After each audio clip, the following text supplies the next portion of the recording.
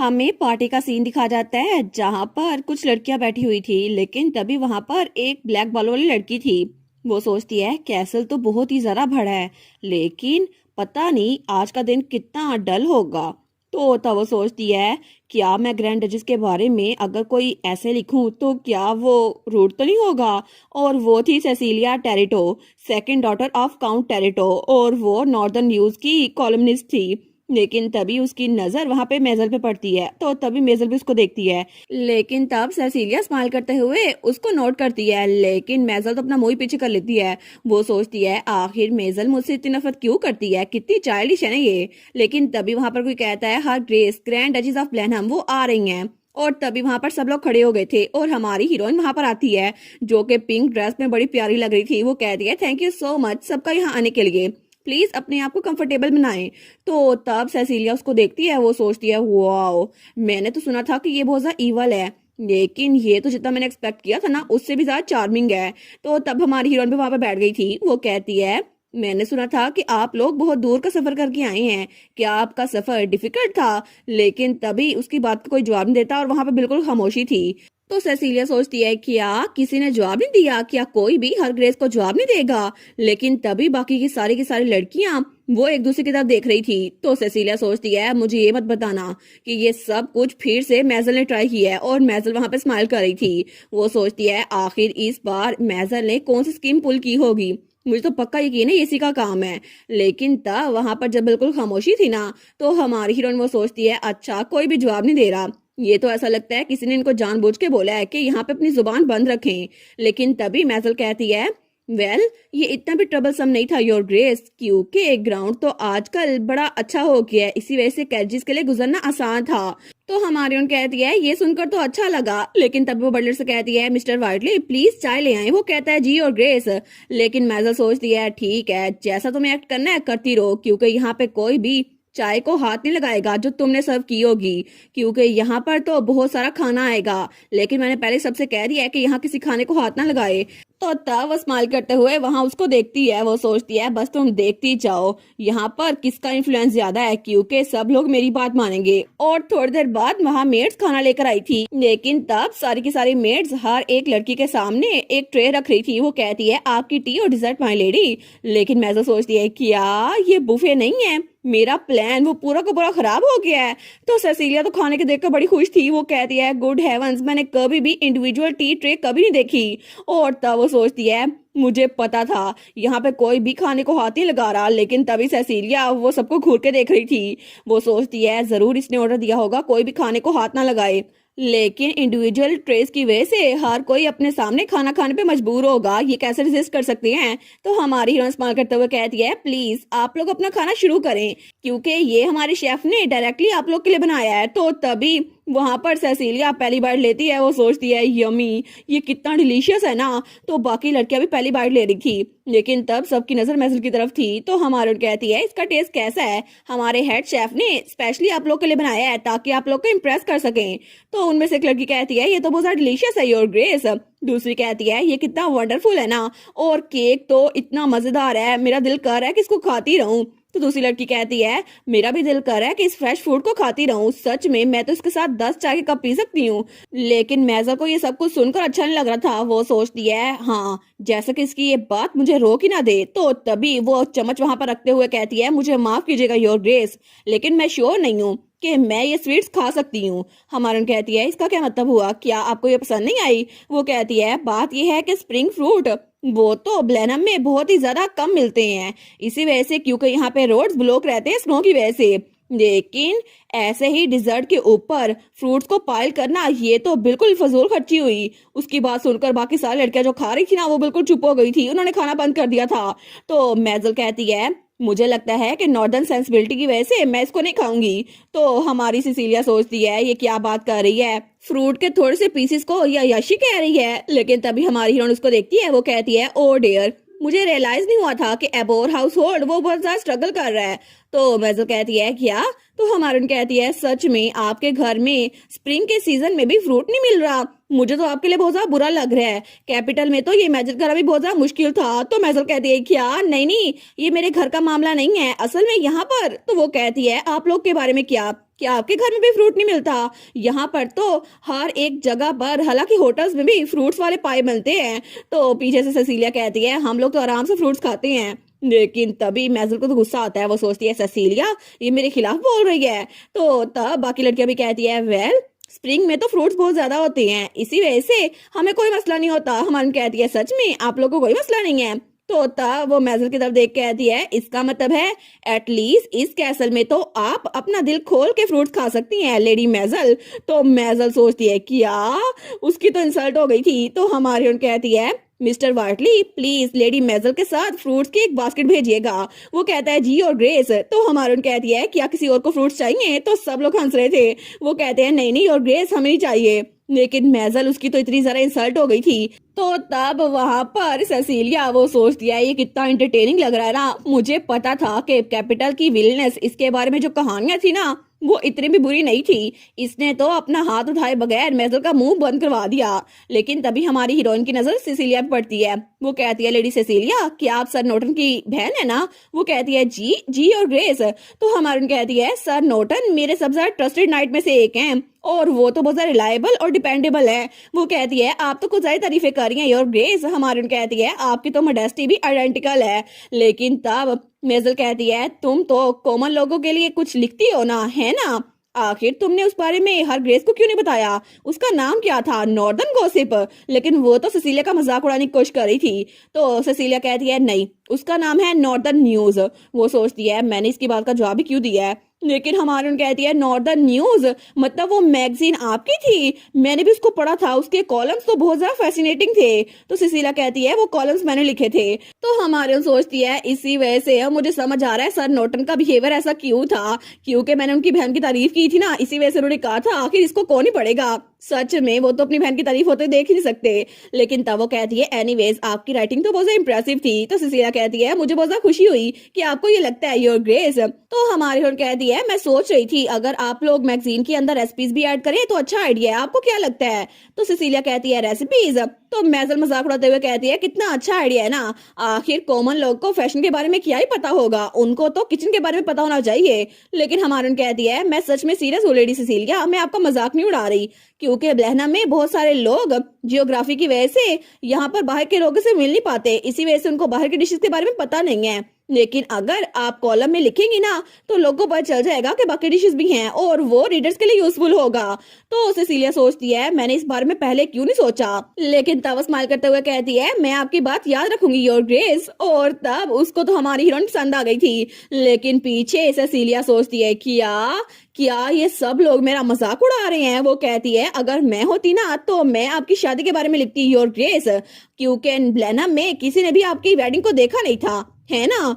तो तब हमारी कहती है क्या? वो कहती है मुझे माफ कीजिएगा मैं तो भूल ही गई थी कि हिज ग्रेस तो खुद गए नहीं थे अपनी शादी में, उनकी जगह तो प्रॉक्सी किया था। मैं कितने ठोतले सुना, प्लीज मुझे माफ कीजिएगा, मैंने बिना सोचे समझे ही आपकी बात कर दी। लेकिन फिर भी कितना मुश्किल है ना कि ऐसे ही फैमिली के इंटरेस्ट की वजह से आपकी शादी यहाँ पर हो गई है। हालांकि ड्यूक आपको पसंद नहीं करते। तो हमारी हीरोइन उसको तो बहुत ज्यादा बुरा लग रहा था उसका ये कहना। लेकिन तभी कोई कहता है ग्रैंड ड्यूक यहाँ पर आ रहे हैं। तो मेजल कहती है क्या? तो हमारी हीरोइन भी फ्लिंच होती है। वो सोचती है कि यार ड्यूक यहाँ पर आ रहे हैं। और तभी दरवाजा खुलता है और वहां से ड्यूक आया था और वो तो बड़ी शानदार पर्सनैलिटी के साथ वहां पर आया था। उसने कपड़े भी चेंज कर लिए थे और बड़ा हैंडसम लग रहा था। लेकिन ड्यूक तो बहुत ज्यादा सीरियस था। तो हमारी हीरोइन उसको तो झटका ही लग गया था। वो कहती है कि यार ड्यूक, लेकिन एक मिनट ड्यूक यहाँ पर क्या कर रहे हैं? तो तब सब लोग खड़े हो गए थे। तो ड्यूक हमारी हीरोइन के पास आकर खड़ा होता है। तो हमारी कहती है योर ग्रेस आप यहाँ पर क्या कर रहे हैं? तो ड्यूक कहता है ये तो आपकी पहली टी गैदरिंग है ना, मैं यहाँ पर इसलिए आया था ताकि मुझे पता चले कि आपके हिसाब से ये सब कुछ हो रहा है या फिर नहीं। और तभी वो हमारी हीरोइन का हाथ पकड़ता है और उसके हाथ पे किस करता है। तो तब वो कहता है मैं वैसे भी आपसे मिलना चाहता था। तो हमारी हीरोइन तो बिल्कुल शौक थी। लेकिन ड्यूक वो तो बड़े आराम से किसी के ध्यान दिए बगैर ये कर रहा था। तो हमारी हीरोइन कहती है योर ग्रेस। लेकिन बाकी की सारी लड़कियां वो सोचती है वाओ ड्यूक तो कितने लवली हस्बैंड है ना। लेकिन मेजल सोचती है क्या योर ग्रेस आखिर आप मेरे सामने ऐसा कैसे कर सकती हैं? लेकिन हमारी हीरोइन तो ब्लश करने लगी थी, उसके सर से धुआं भी निकल रहा था। वो सोचती है कि यार ड्यूक यहाँ पर आए और सबके सामने ये शो किया कि इनको मेरी फिक्र है। लेकिन ड्यूक भी स्माइल कर रहा था और वो हमारी हीरोइन को स्माइल करता हुआ देखकर खुश था। लेकिन तब वो कहता है यहाँ पर नॉर्थ में मेरी वाइफ पहली बार आई है, तो यहाँ पर वो सबके साथ अनफेमिलियर है, प्लीज उनकी साइड पर हमेशा रहिएगा। तो सब लड़कियां कहती है जी और ग्रेस, हम हमेशा उनका साथ देंगे। लेकिन तब वहां पर मेजल कहती है योर ग्रेस, तो ड्यूक कहता है जी। लेकिन हमारे सोचती है अब क्या। वो कहती है नहीं नहीं कुछ भी नहीं, और बड़ी इमोशनल होके नाटक कर रही थी। हमारे सोचती है ये अचानक से अपने आप ही ट्रेजिक हीरोइन का किरदार क्यों अदा कर रही है। लेकिन हमारा हीरो कहता है ग्रैंड डचेस अब मैं चलता हूँ, मुझे और भी काम है, ठीक है मेरी बेटी का टाइम हो गया है। वो कहती है जी जी बिल्कुल आप जाएं, आप बिजी होंगे ना, प्लीज जाएं। तो तब थोड़ी देर बाद ड्यूक वहां चला गया था, लेकिन पीछे सारी की सारी लड़कियां कहती है ओ माय गुडनेस, हमने पहली बार हिज ग्रेस को इतना करीब से देखा। वो सच में कितने मैग्निफिसेंट है ना, वो तो सच में इतने हैंडसम है, आप तो बहुत ज्यादा लकी हैं, है ना योर ग्रेस, क्योंकि आपके हस्बैंड तो आपको बहुत ज्यादा चेरिश करते हैं। तो हमारी डचेस कहती है अच्छा मुझे लगा था आप लोग यहाँ मेरे लिए आई हैं, लेकिन ऐसा लगता है कि आप लोग यहाँ पर हिज ग्रेस को देखने के लिए आई थी। और तब वो लोग हंसते हुए कहती है नहीं नहीं ऐसी बात नहीं है, असल में आपके हस्बैंड आपकी फिक्र करते हैं ना, हमें तो ये सोच के ही बड़ी खुशी हो रही है। लेकिन मेजल उसको बिल्कुल भी अच्छा नहीं लग रहा था, वो सोचती है मैंने क्या सोचा था और क्या हो गया। और तब हमें थोड़ी देर बाद वहां पर एक आदमी दिखाया जाता है, एक नाइट, जो कि ब्लॉन्ड बालों वाला था, और तभी वो ड्यूक के ऑफिस में जाता है। तो ड्यूक सामने था, वो कहता है मैं अपनी रिटर्न को रिपोर्ट करता हूँ। तो ड्यूक वहां पर देखता है, वो कहता है मैंने सारे के सारे मैजिकल बीस्ट अपने नाइट्स के जरिए वहां से भगा दिए हैं और उनका खात्मा हो चुका है। और उसका नाम था टेरिन बेरी, जो कि नाइन्थ नाइट ऑर्डर कमांडर था। तो ड्यूक कहता है अच्छा तुमने अच्छा काम किया। वो सोचता है क्या क्या इनका जिसके साथ सारा मामला वो खत्म हो गया। मुझे अच्छे से याद है कि इनको जब मैरिज का नोटिस मिला था तो ये बहुत ज्यादा गुस्से में थे, लेकिन ऐसा लगता है कि अब ये पहले से काम है। तो टेरन कहता है आप ठीक तो है ना। ड्यूक कहता है क्या मतलब। वो कहता है नहीं नहीं कुछ भी नहीं। वो सोचता है लगता है कि चीजें वो थोड़ी ठीक हो रही हैं, तो ड्यूक का मूड खराब नहीं करूंगा जिसके बारे में बात करके। और तब हमें रात के वक्त अबोर्ड स्टेट दिखाई जाती है, तो वहां पर कोई कहता है ब्रदर टेरन, और टेरन के सामने मेजल बैठी हुई थी। तो टेरन कहता है क्या हुआ है, क्या तुम ग्रैंड डचेस की लेडी इन वेटिंग बनना चाहती हो।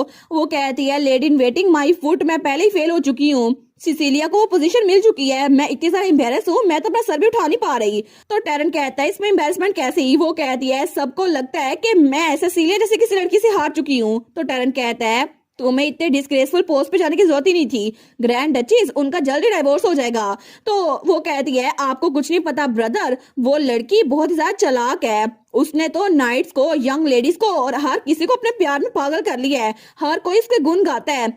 सब लोग उससे शुरू में नफरत करते थे, लेकिन अब हर किसी के मुंह से उनके लिए शहद टपक रहा है। हालांकि हिज ग्रेस भी उसके प्यार में पड़ चुके हैं, वो तो किसी की बात सुनते ही नहीं है। तो टेरन कहता है कमांडर भी, लेकिन वो कोई ऐसे तो नहीं है जो किसी के जादू में फंस जाए। तो मेजल कहती है आपको कुछ भी नहीं पता, वो ग्रैंड डचेस आपको पता है वो कितने ज्यादा सीन क्रिएट करती है, उसने तो हेडमेड को भी हार्ड टाइम दिया था। तो टेरन कहता है मार्सेला को, लेकिन एग्जैक्टली हुआ क्या था। वो कहती है उनमें से एक मेड ने कुछ गलत किया था और मार्जेला उसको सजा देने वाली थी, लेकिन फिर भी डचेस दरमियान में आई और उसकी वजह से मार्जेला की इंसल्ट हो गई। लेकिन तब अपने भाई का हाथ पकड़ते हुए कहती है ब्रदर आप कभी भी उसकी साइड पे नहीं होंगे, ठीक है, आप मुझसे कसम खाएं क्योंकि आप हमेशा मेरी साइड पे रहेंगे, है ना। तो उसका भाई कहता है बिल्कुल मैं ये बात जानता हूँ, हालांकि मुझे कोई जान से भी मार डाले ना फिर भी ऐसा कभी नहीं होगा, मैं कभी भी उससे नफरत करना बंद नहीं करूंगा, क्योंकि वो लड़की मेरे दुश्मन की बेटी है जिसकी वजह से मेरे फादर की डेथ हुई थी, इसलिए मैं कभी भी उसको माफ नहीं करूंगा। लेकिन तब हमें डायरेक्ट अगले सुबह का सीन दिखा जाता है जब हमारी हीरोइन और उसके साथ सेसिलिया थी उस लेडी इन वेटिंग। लेकिन तब वो लोग ट्रेनिंग ग्राउंड में आए थे और वहां पे सब के सब नाइट्स वो शर्टलेस होकर ट्रेनिंग कर रहे थे, लेकिन उन सबको देखकर सेसिलिया उसका तो मुंह खुला का खुला रह गया था। तो हमारी और उसको देखती है, वो कहती है सेसिलिया तुम ग्रैंड डचेस की लेडी इन वेटिंग हो, थोड़ी तो डिग्निटी दिखाओ, तुम्हारा मुंह ऐसे क्यों खुला हुआ है। वो कहती है योर हाइनेस आप भी तो उनको ऐसे देख रही थी ना, वैसे भी आपके पास तो ड्यूक है, मेरे पास कोई है नहीं ना, तो मुझे देखने दें। वो सोचती है स्टार्ट में तो ये मेरे साथ कितनी अनकंफर्टेबल थी ना, लेकिन अब देखो मुझे बातें सुना रही है। लेकिन तभी वहां पर लियोन आता है, वो कहता है योर ग्रेस। तो हमारे उसको देखती है, वो कहती है वाह सर लियोन, तो उसके साथ बाकी नाइट्स भी थे। वो कहते हैं हम आपको ग्रेट करते हैं। हमारे कहती है आप लोगों ने बहुत ज्यादा मेहनत की। वो सोचती है लगता है यहाँ पर डिसिप्लिन बहुत ज्यादा मेंटेन है, ये तो अच्छी बात है। लेकिन तभी वहां पर देखती है, वो कहती है क्या वहां पर 9th ऑर्डर आ रहा था जिनके साथ टेरन भी था। तो हमारे उसको देखती है, वो सोचती है इनका एटमोस्फेयर तो बड़ा चिली लग रहा है। तो पीछे से सेसिलिया कहती है ये नाइट ऑर्डर कमांडर है टेरिन बेरी और ये मेजल के कजन है। तो हमारून कहती है अच्छा, जो कि मैड डॉग ऑफ ब्लेनहम के नाम से मशहूर है। वो कहती है लेकिन मुझे इसको देखकर तो अजीब लग रहा है, ऐसा लगता है ये वैसा बिल्कुल भी नहीं है जैसे सुना था मैंने। तो सेसिलिया कहती है इसके चेहरे से बेवकूफ ना बनिएगा। तो तभी टैरन उसके सामने आता है और कहता है मैं आपको ग्रीट करता हूँ योर हाइनेस, लेकिन तभी वो उसको बड़ा घूर के देखता है। हमारे सोचती है मैंने कितने लंबे अरसे बाद इतनी प्योर हॉस्टाइलिटी किसी की आंखों में देखी है, लेकिन असल में बात यह है इनके लिए तो मैं दुश्मन की बेटी हूँ, क्योंकि मैंने सुना था कि 9th नाइट ऑर्डर कमांडर उन्होंने अपने बहुत सारे फैमिली मेंबर्स जंग के दौरान खोए थे, क्योंकि ये जंग शुरू मेरे फादर ने की थी। इसी वजह से उनको लगता है कि ये सब कुछ मेरी वजह से हुआ था, लेकिन इसी वजह से वो मुझसे नफरत करेंगे। तो हमारे स्माइल करते हुए कहती है आपसे मिलकर खुशी हुई सर टैरन, मेरी तरफ से ये आपके लिए छोटा सा गिफ्ट है। तो वो उसको पाउच देती है, लेकिन टैरन उस पाउच को देखता है। वो सोचती है वेल अब तो ये एम्बैरेसिंग होगा कि ये मेरे हाथ से पाउच नहीं लेगा। तो तब वो तो उसको बड़ा घूर के देखी जा था, उसके हाथ से पाउच लेता ही नहीं है। वो सोचती है मैं पूरी कोशिश करूंगी कि कोई भी मुझसे नफरत ना करे, लेकिन एक चीज है जो कि मैं कभी नहीं बदल सकती, अपनी आइडेंटिटी। तो तब वो कहती है सर टैरन, और तभी जबरदस्ती उसके हाथ में वो पाउच पकड़ा देती है। वो स्माइल करते हुए कहती है आपके साथ काम करके बड़ा अच्छा लगेगा, और वो स्माइल कर रही थी। वो सोचती है मैं अब बिल्कुल फिक्र नहीं करूंगी उन लोगों की जो मुझसे नफरत करते हैं। तो टैरन उसको तो बहुत जरा बुरा लग रहा था, वो कहता है क्या, लेकिन तभी वो अपना हाथ छुड़वाने की कोशिश करता है। तो हमारी हीरोइन सोचती है मैं तो वैसे भी कहानी की असल विलेनस हूँ, तो क्या फर्क पड़ता है कोई मुझसे नफरत करे या फिर नहीं, क्योंकि बहुत सारे लोग होंगे जो कि मुझसे नफरत करेंगे, तो मुझे फर्क नहीं पड़ता। लेकिन तब थोड़ी देर बाद टैरन वो तो वापस जा रहा था महल से दूर। वो सोचता है मैंने पूरी ओपन हॉस्टाइलिटी शो की थी, लेकिन उन्होंने इस बात पे ध्यान नहीं दिया, और उसके हाथ में वो रुमाल था जिसके ऊपर भी वो गोल्डन लाइन से लिखा हुआ था।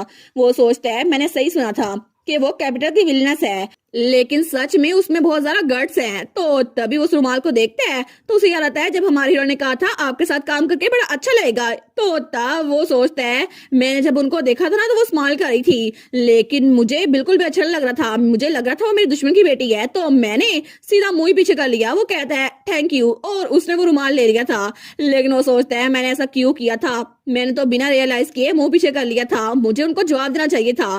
फिर भी वो उस रुमाल को लेता है और उसको जमीन पे फेंक देता है। वो सोचता है मैं कभी भी एक गिफ्ट से किसी के काबू में नहीं आऊंगा, क्योंकि वैसे भी वो मेरी दुश्मन की बेटी है, वैसे भी अगर मैं उनको नुकसान नहीं पहुंचाऊंगा ना तो मैं कभी भी उनको अच्छा भी नहीं समझूंगा, ऐसा तो कभी हो नहीं सकता। और तब वो रुमाल पीछे पड़ा रह गया था, लेकिन तभी पीछे से कोई और आता है और उस रुमाल को पकड़ता है, और वो जो कोई भी था ना हमें वो दिखाई नहीं जाता, लेकिन ऐसा लगता है कि बाद में वो उस रुमाल को इस्तेमाल करने वाला था टैरन के खिलाफ या फिर हमारी डचेस के खिलाफ। हमें हमारी हीरोइन दिखा जाती है जो कि ग्रैंड ड्यूक के कमरे का दरवाजा खोलते हुए कहती है गुड मॉर्निंग ग्रैंड ड्यूक, लेकिन जैसे वो सामने देखती है ना वो तो बिल्कुल शॉक रह गई थी, क्योंकि ड्यूक वहां पर खड़ा हुआ था और उसका एक बटन वो लगा नहीं था। वो कहता है आप आ गई, और तब वो ब्लश करा था। वो सोचती है इसका बटन आज फिर अनडन है, लेकिन तब उसे याद आता है कुछ दिनों पहले अचानक से ड्यूक के हाथ पे ना एक बटन वो फिक्स नहीं था। तो वो कहती है एक मिनट रुके, मैं आपके बटन को बंद कर देती हूँ। वो कहता है थैंक यू, लेकिन जब से उसने ये किया था ना उसके बाद से 2 दिन पहले ड्यूक ने जानबूझ के अपने दोनों स्लीव्स के बटन खोल दिए थे, और कल तो उसने अपने कॉलर का बटन खोला था, लेकिन आज उसने 2 बटन खोल दिए थे। वो सोचती है अगर ऐसे चलता रहा ना तो फिर कल तक तो पूरी की पूरी शर्ट खुल जाएगी, लेकिन तब वो सोचती है नहीं नहीं मुझे ऐसा नहीं सोचना चाहिए। तो तभी वो ड्यूक को देखती है, ड्यूक ब्लश करा था। वो सोचती है मैं पागल हो गई हूँ क्या, मैं क्या सोची जा रही हूँ, बिल्कुल भी नहीं। और तब हमारी हीरोइन अपने आप को खिड़की में देखती है तो वो तो स्माइल कर रही थी। वो सोचती है ऐसे अजीब चेहरे मत बनाओ, वो ग्रैंड ड्यूक है, लेकिन तभी वो अपने आप को मुक्का मारना शुरू कर देती है। ड्यूक कहता है ग्रैंड डचेस क्या हुआ आपको।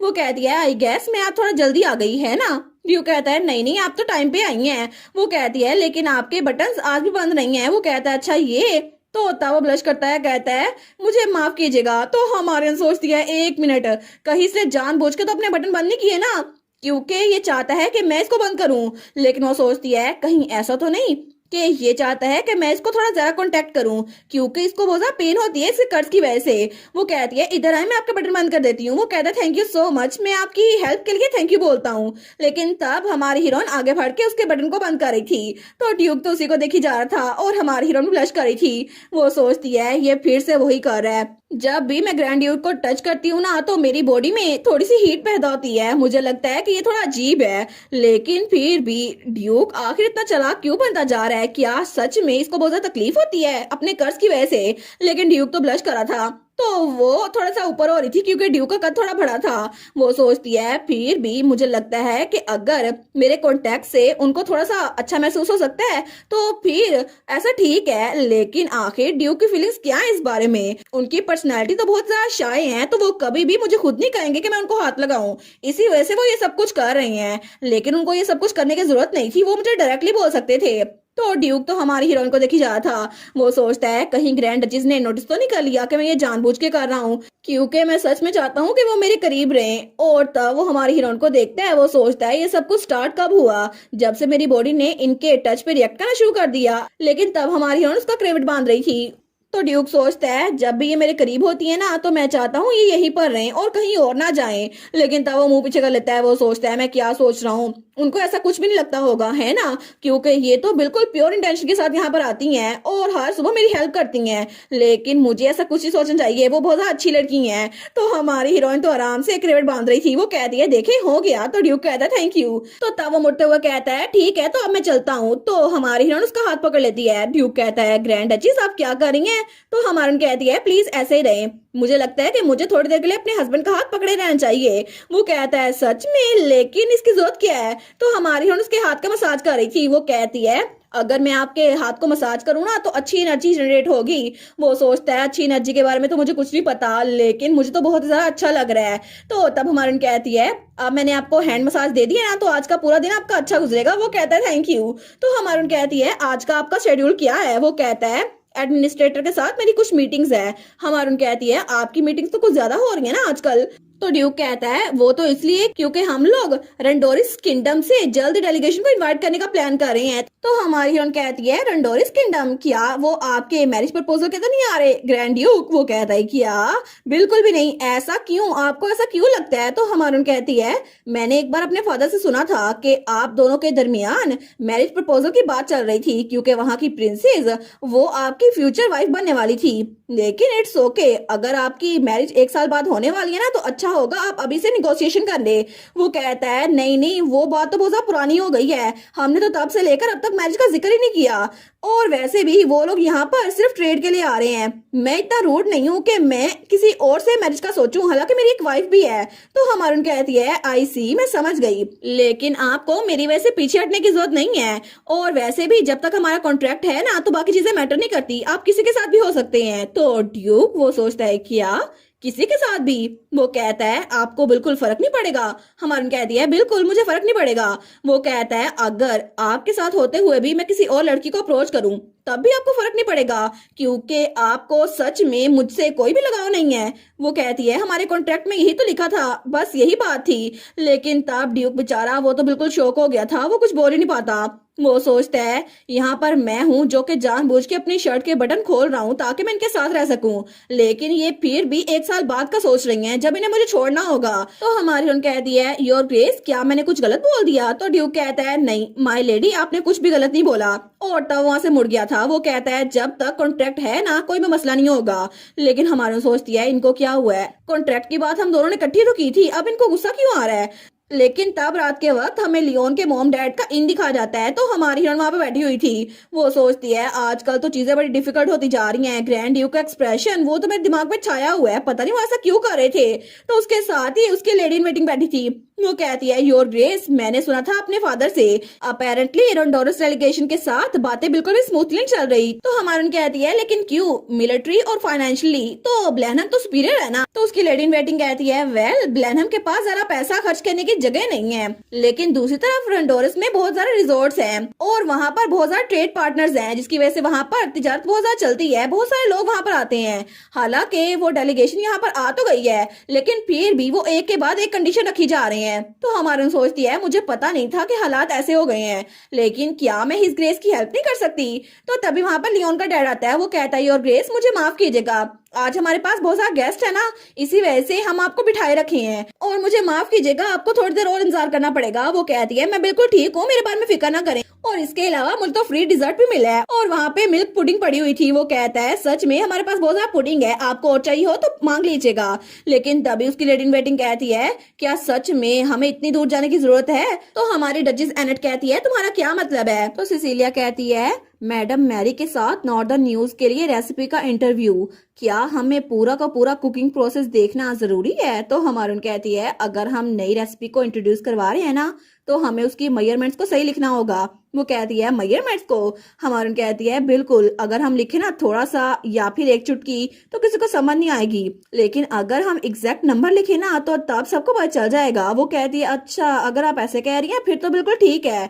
लेकिन तभी उसकी मेड कहती है तो फिर योर ग्रेस, आखिर आपने मोरिना को आज क्यों बुलाया है? हमारन कहती है हमें इलस्ट्रेशन चाहिए थी ना, एक रेसिपी के एंड में कुकिंग जो आएगी ना वो इलस्ट्रेशन से साबित होगी, इसी वजह से मैंने इसको बुलाया है। तो सिसिलिया तो बड़ी खुश हो गई थी। वो कहती है एज एक्सपेक्टेड, आप तो गॉडेस की ब्लेसिंग की वजह से हमारी ग्रैंड डचेस बनी है, लेकिन मैं तो आपकी लेडी इन वेटिंग बनी हूँ, मैं तो बड़ी खुश हूँ। तो हमारून कहती है तुम आम रूटीन में मेरी बातें क्यों नहीं मानती? वो कहती है वेल, आप तो इतनी क्यूट है ना इसीलिए। लेकिन तभी वहां पर मैडम मैरी आई थी।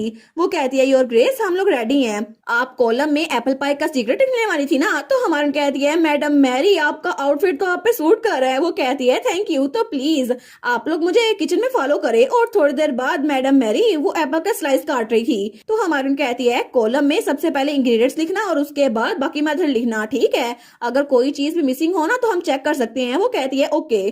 तो मैडम मैरी कहती है हम तब तक के लिए डो को बेक कर लेते हैं और फिर ये गोल्डन और वार्म हो जाएगी। वो कहती है जी जी मैं लिख रही हूँ।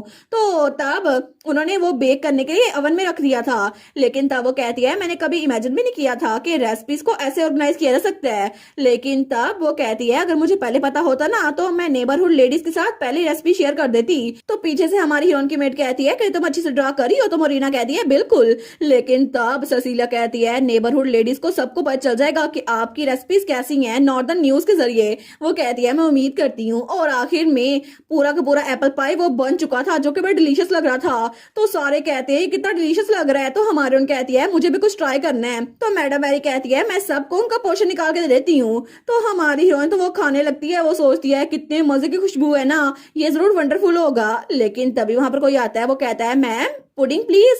तो वहां पर कुछ बच्चे आए थे जो कि छोटे छोटे थे। वो कहते हैं जल्दी करें ना, हमें पुडिंग दे दें। तो मैडम मैरी कहती है ओ माई बच्चों तुम लोग। लेकिन वो कहती है मुझे माफ कीजिएगा योर ग्रेस, बच्चे अक्सर इस वक्त यहाँ पे खाना खाने के लिए रुकते हैं। तो हमारी कहती है अच्छा कोई बात नहीं, ये तो बिल्कुल ठीक है। लेकिन तभी एक बच्चा हमारी हीरोइन की तरफ देखता है। वो कहता है फेरी, ये तो बिल्कुल एक फेरी है। तो हमारी हीरोइन जो पाई खा रही थी वो नोटन के मुंह पे फेंक देती है। वो कहती है मुझे माफ कीजिएगा सर नोटन, क्या आप ठीक हैं? वो कहता है मैं बिल्कुल ठीक हूँ। लेकिन तब वो बच्चा हमारी हीरोइन के पास आता है और कहता है क्या आप फेरी हैं बिग सिस्टर? तो हमारी कहती है नहीं मैं बिल्कुल भी कोई फेरी नहीं हूँ, मैं तो ग्रैंड डचीज हूँ। वो कहता है ग्रैंड डचीज, वो क्या होता है? तो हमारी हीरोइन कहती है कोई ऐसा जिसको टोमेटो सूप पसंद है। वो कहता है मुझे भी टोमेटो सूप पसंद है लेकिन मुझे पुडिंग ज्यादा पसंद है। हमारी कहती है अच्छा ये बात है। तो मैडम मैरी कहती है बच्चों पुडिंग रेडी है, चलो बाहर जाकर खाते हैं। वो लोग कहते हैं ठीक है। तो हमारी कहती है क्या ये बच्चे यहाँ पे रहते हैं करीबी? वो कहती है नहीं नहीं, ये तो ऑर्फनेज से आए हैं, हिज ग्रेस पर्सनली उसको स्पॉन्सर करते हैं। तो हमारी कहती है हिज ग्रेस। तो पीछे से नोटन कहता है बहुत सारे ऑर्फन्स ने जंग के दौरान अपने पेरेंट्स को खो दिया था क्योंकि मॉन्स्टर बहुत ज्यादा थे। लेकिन जब भी कमांडर सब्जुगेशन पे जाते थे ना तो बच्चों को ले आते थे ताकि उनको अच्छी लाइफ मिल सके। हमारी कहती है अच्छा ये बात है। लेकिन तब रात के वक्त वो लोग जब वापस जा रहे थे ना तो तब बग्गी में मोरिना भी बैठी हुई थी। वो कहती है your grace thank you so much मुझे घर छोड़ने के लिए, सच में मैं तो आपकी बग्गी में आपके साथ सफर कर रही हूँ। तो हमारन कहती है कोई बात नहीं, वैसे भी अंधेरा हो गया ना तो कोई बात नहीं। लेकिन तभी उसकी बड़ी बहन उसके हाथ पे हाथ रखती है। तो हमारी कहती है तुम लोग तो बहुत ज्यादा क्लोज हो है ना? तो हमारी उनकी मेट कहती है जी बिल्कुल, क्योंकि हम दोनों के पास सिर्फ हम दोनों ही हैं, हमारे अलावा कोई भी नहीं है। हमारी कहती है अच्छा ये बात है। वो सोचती है क्या लेटा और मोरिना इन दोनों के पेरेंट्स भी नहीं है। लेकिन तब मोरिना को वहां पे उतार दिया था। तो लेटा कहती है अपना डोर अच्छे से लॉक कर देना और आराम से सोना मोरिना। तो हमारन कहती है तुमने अच्छा काम किया, अब आराम से जाके सो जाना। वो कहती है थैंक यू सो मच मुझे स्कॉट करने के लिए योर ग्रेस। और थोड़ी देर बाद उनकी बग्गी आगे जा रही थी। तो हमारे सोचती है यहाँ पे तो कितने ज्यादा ऑर्फन्स है ना, हालांकि मेरी पर्सनल मेड वो भी एक ऑर्फन है, मुझे इस सब के बारे में कुछ नहीं पता था। लेकिन जब उसने उस बच्चे से कहा था तुम्हें पता है मैं फेरी नहीं हूँ, मैं ग्रैंड डचीज हूँ, लेकिन उसने पूछा था ग्रैंड डचीज क्या होती है और मैंने कहा था जिसको टोमेटो सूप पसंद है, तो मैं उसके बात का सही जवाब नहीं दे पाई थी क्या मैं सच में ग्रैंड डचीज कहलाने के काबिल हूँ भी या नहीं। लेकिन जब वो देखती है ना तो मोरिना जब आगे जा रही थी तो उसके पीछे दो लड़के जा रहे थे। वो सोचती है क्या ये लोग मोरिना का पीछा क्यों कर रहे हैं। तो तब वो चिल्ला कहती है जल्दी करो बग्गी रोको, कोई है जो मोरिना के पीछे जा रहा है। और तब वहां पे दूसरी तरफ मोरिना तो हंसी खुशी जा रही थी। वो सोचती है मैंने तो इलस्ट्रेशन करवा के बड़े पैसे कमाए हैं, अब तो सिस्टर की हेल्प हो जाएगी। लेकिन तभी पीछे से जो लड़का था ना उसकी शॉल खींचता है। तो मुरीना वो कहती है क्या तुम लोग क्या कर रहे हो? तो वो कहता है तुम तो बड़ी लकी पैदा हुई हो, है ना, कि तुम इतनी रात को यहाँ पे बाहर घूम रही हो। लेकिन तब वो कहती है तुम्हारे बाप ने हमसे पैसे उधार दिए थे, हमें वो वापस दो। तो मोरिना कहती है लेकिन अभी भी टाइम बचा हुआ है, तुम इतनी जल्दी क्यों मांग रहे हो? तो वो लड़का कहता है हाँ हाँ बिल्कुल, लेकिन डेडलाइन तक एक्स्ट्रा इंटरेस्ट के साथ पे करना। वो कहती है ऐसा कोई भी ला नहीं है। तो दूसरा कहता है तुम्हारी बहन ग्रैंड ड्यूक के कैसल में काम करती है ना, तुम्हारे पास तो बड़े पैसे होंगे, और अगर तुमने डेडलाइन तक हमें पैसे ना दिए ना। लेकिन तभी पीछे से कोई कहता है ओए तुम कौन हो? तो किसी ने उसका कॉलर पकड़ लिया था। तो वो दूसरा भी वहां देखता है, तो तभी वो पहले वाला उसको कोई नीचे जमीन पे फेंकता है। तो तब वो कहता है तुम बास्टर्ड तुम हो कौन? और वो था सर नॉर्टन, जो हमारे डचेस के कहने पर उस आदमी को मुक्का मारा था, और उसने तो दोनों की चट्टी बना दी थी। लेकिन तभी मोरिना कहती है नाइट, वो कहता है तुम ठीक तो हो ना? तो पीछे से हमारी डचेस और उसकी बहन भी आ गई थी। वो कहते हैं मोरिना तुम ठीक तो हो ना? तो मोरिना तो रोने वाली हो गई थी। वो कहती है योर ग्रेस सिस्टर, और तब वो अपनी बहन के गले लग जाती है। लेकिन तब आधी रात को उन्होंने वहां पर उसको छोड़ दिया था घर में आराम से, उसको सुलाने के बाद वो लोग आए थे। तो हमारी रजिस कहती है क्या मोरिना अपने घर में आराम से पहुंच गई? तो लेटा कहती है जी बिल्कुल, मैंने मेक श्योर किया था कि वो आराम सो गई हो। लेकिन योर ग्रेस आखिर आपने मेरे फादर के डेब्ट को क्यों चुकाया? और तब हमें वही सीन दिखा जाता है जब उन दोनों की हमारे नाइट ने चट्टी बना दी थी। लेकिन हमारे कहती है मैं उसका बाकी का सारा डेप्थ वो चुका दूंगी, लेकिन अगर तुम लोगों ने दोबारा लेटा या मोरिना के सामने अपना चेहरा दिखाया ना, तो मैं पर्सनली सबको बताऊंगी कि तुम लोगों ने क्या किया। और ड्यू के क्रिमिनल नेटवर्क को तुम जानते हो ना, और हमारे लिए मेक श्योर करना बिल्कुल भी मुश्किल नहीं होगा कि तुम लोग को कोई ट्रेस ना मिले। तो वो लोग कहते हैं जी जी ग्रैंड डचेस हम समझ गए। तो लेटा कहती है सच में आपने मेरे फादर का कर्ज वो चुका दिया, मैं तो कभी भी आपकी काइंडनेस को रिपे नहीं कर सकती। तो हमारे कहती है आखिर मैं ग्रैंड डचेस की मेड के बारे में रूमर्स कैसे फैलने दे सकती हूँ कि वो डेप्थ कलेक्टर्स के जरिए चेज की जा रही है। मैं तो सच में अपनी डिग्निटी के लिए कर रही हूँ, तो मुझे थैंक यू बोलने की जरूरत नहीं है। वो कहती है मैं पूरी जिंदगी मेहनत करूंगी और आपके पैसे वापस दे दूंगी। हमारे कहती है कोई जरूरत नहीं है, बस तुम इसको अपना बोनस समझ लो और अच्छे से काम करना। तो हमारे सोचती है मैंने इतना वक्त उसको अपने करीब रखा अपनी मेड बनाकर, लेकिन मुझे अभी तक उसके फैमिली के बारे में कुछ नहीं पता था, मैं तो बहुत ज्यादा केयरलेस थी। लेकिन वो कहती है मैं कसम खाती हूँ हमेशा तक आपको सर्व करती रहूंगी। हमारे कहती है ठीक है रोना बंद करो। लेकिन वो सोचती है अब मैं बिल्कुल भी पीछे नहीं भागने वाली, अब मैं सबकी हेल्प करूंगी जिनकी मैं कर सकती हूँ। और तब कुछ दिनों बाद वहां पर नॉर्दर्न न्यूज में वो रेसिपी छप चुकी थी। वो कहती है मैगजीन की सेल भी बढ़ चुकी है 30%। ये अमेजिंग नहीं है? मुझे कोई आइडिया नहीं था कि लोग इंटरेस्टिंग हो गए इतने कुकिंग में। तो ग्रैंड ड्यूक उसकी बातें सुन रहा था। वो सोचता है आखिर किसी की आंखें ऐसे कैसे चमक सकती हैं। तो तब वो तो हमारी हीरोइन को देखी जाता था। हमारी कहती है ग्रैंड ड्यूक, वो कहता है अच्छा मैं भी इसको देख ही रहा था, मैगजीन तो आजकल कॉरिडोर में हर कोई पढ़ी जा रहा है, और आपके मैगजीन्स की वजह से सर्वेंट्स भी अपने आप को एंजॉय कर रहे हैं, आजकल तो हर कोई इसको खरीदी जा रहा है। हमारी कहती है मैंने तो उम्मीद की थी ये थोड़ी ज्यादा बिकेंगी, लेकिन मुझे अच्छा लगा सबको ये पसंद आ रही है। वो थोड़ी ऑकवर्ड हो गई थी। तो हमारा हीरो तो उसके साथ वॉक कर रहा था। वो कहता है इसके अलावा आपने ये जो डिजाइन करवाया है ना ये भी बड़ा अच्छा है। वो कहती है अच्छा ये नेट्स, और वो लोग वहां पे वॉलीबॉल खेल रहे थे। तो हमारी कहती है मैंने सुना था कि सर्वेंट्स के पास प्रॉपर लेयर स्पेस नहीं होती, इसलिए मैंने ये आइडिया दिया। लेकिन ड्यूक उसी को देखी जा था। वो कहता है क्या आपको पता है? हमारी कहती है क्या क्या पता है? तो वो कहता है ग्रैंड ड्यूक के कैसल का एटमॉस्फेयर बहुत ज्यादा बदल चुका है, और यहाँ पर सर्वेंट्स बहुत ज्यादा एनर्जेटिक हो गए हैं, जितने आपके आने से पहले थे ना उससे भी ज्यादा। तो हमारे उसको देखती है। वो कहती है मैंने कुछ भी स्पेशल नहीं किया, मुझको सारा क्रेडिट मत दें। लेकिन तभी उसके पास एक पेट्रोल गिरता है। तो हमारा ड्यूक उसको देखता है और तभी वो आगे हाथ बढ़ाता है। वो सोचता है अगर हम लोग कोई आम से कपल होते ना और मैं इनको हमेशा अपने पास रख सकता, तो क्या फिर बीब लहना में ऐसा चेंज आता? लेकिन तभी वो उस पेट्रोल को उठाता है, लेकिन हमारी उसके तरफ देखती है। वो कहती है क्या कुछ गलत हुआ है? तो ड्यूक कहता है नहीं आपके बालों में एक पेट्रोल फंसा हुआ था। वो कहती है थैंक यू। लेकिन तब वो आगे चलते हुए कहती है बाय द वे मैंने तो अपने आप ही बहुत सारा बातें कर दी है ना। तो ड्यूक कहता है नहीं मुझे आपको सुनना पसंद है, आप बड़ी अच्छी बातें करती हैं। तो ड्यूक सोचता है मेरे नेक्स्ट शेड्यूल से पहले थोड़ा टाइम बचा हुआ है, तो क्या मैं इनसे चाय के लिए पूछूं? वो कहता है मैं, लेकिन तभी वो सोचता है नहीं मुझे ऐसा नहीं करना चाहिए। क्योंकि पिछली बार उन्होंने कहा था जब तक हमारा कॉन्ट्रैक्ट है ना कोई भी चीज मैटर नहीं करती। वो सोचता है नहीं नहीं, मैं ग्रैंड डचिस को ऐसे फोर्स नहीं कर सकता। वैसे भी वो मुझे सिर्फ एक कॉन्ट्रेक्चुअल पार्टनर के अलावा कुछ नहीं देखती, इसीलिए शायद मैं उनको बर्डन करूं। तो हमारून कहती है ग्रैंड ड्यूक, क्या आपको मुझसे कुछ कहना था? क्या हुआ है आपको? तो वो तो उसको देखकर पिघल गया था। वो सोचता है नहीं नहीं, चाय का एक कप ही तो है, हम लोग पी लेंगे। अगर मैं कैजुअली पूछूं ना तो बिल्कुल ठीक रहेगा। तो वो बड़ी हिम्मत करके कहता है असल में मैं चाहता हूँ। लेकिन तभी पैरल भागता हुआ आता है। वो कहता है योर हाइनेस ड्यूक। तो तभी हमारी हीरोइन पैरल की तरफ देखती है। वो कहती है सर पैरल, लेकिन ड्यूक को बिल्कुल अच्छा नहीं लगा था उसका यहाँ पर आना। तो पैरल कहता है मैं आपको ग्रीट करता हूँ डचीज। लेकिन ड्यूक वो गुस्से से कहता है अब क्या, क्यों आए हो यहाँ पर? तो ड्यूक दिल में सोचता है सारे वक्तों में से इस इडियट को अभी यहाँ पर आना था। तो वो कहता है आप तो अपनी नेक्स्ट मीटिंग के लिए थोड़ा लेट हो गए थे, इसलिए मैं आपको मिलने के लिए यहाँ पर आ गया ताकि आपको याद दिला दूं। तो हमारी कहती है अच्छा, लगता है मैंने ड्यूक का ज्यादा टाइम ले लिया। तो वो जाते हुए कहती है अब मैं चलती हूँ, आप इंजॉय कीजिएगा। लेकिन तब ड्यूक कहता है मेरे एड पैरल। तो पैरल तो बिल्कुल डर गया था। तो ड्यूक तो बड़ा डरावना बनते हुए कहता है क्या तुमने थोड़े से भी मैनर्स सीखे हैं या फिर नहीं? तो पैरल सोचता है मैंने क्या मैनर्स में गुस्ताखी कर दी, अब तो मेरा कोई कसूर भी नहीं था। लेकिन लगता है कि ड्यूक का सारा गुस्सा मुझ पे उतरेगा। पता नहीं मेरा कसूर है क्या कि यहाँ पर आना या फिर डचिस के होते हुए यहाँ पर आना। अब तो मुझे सच में ड्यूक से बहुत ज्यादा डर लगने लग गया है। हमें हमारी हीरोइन के कमरे का सीन दिखा जाता है। जब वो अपने डेस्क पे बैठती है ना तो उसकी मेड एक लेटर लेकर आई थी। हमारी उन कहती है ये क्या है? तो उसकी मेड कहती है ये मार्कस फ्रेज आपके फादर ने लेटर भेजा है। हमारी सोचती है एक लेटर आउट ऑफ नोवेयर, वो भी ऐसे वक्त में। तो तब उस लेटर को खोलती है, लेकिन जैसे जैसे उसको पढ़ रही थी ना उसको तो बहुत सारा गुस्सा आ रहा था। वो कहती है क्या क्या उनका दिमाग खराब हो गया है? आखिर वो ऐसा कैसे लिख सकते हैं? वो बेचारी तो बहुत ही ज्यादा गुस्से में आ गई थी। तो तभी उसके डैड ने लिखा हुआ था मेरी प्यारी बेटी एनेट, तुम तो बिना प्रॉपर फेयरवेल कहे घर छोड़ के चली गई थी। तुम्हारे डैड का दिल वो तो तब से अनईजी है, लेकिन अपनी फैमिली के लिए जो तुम्हारे लिए परेशान है, मैं उम्मीद करता हूँ तुम कम से कम एक लेटर तो भेजोगी ना।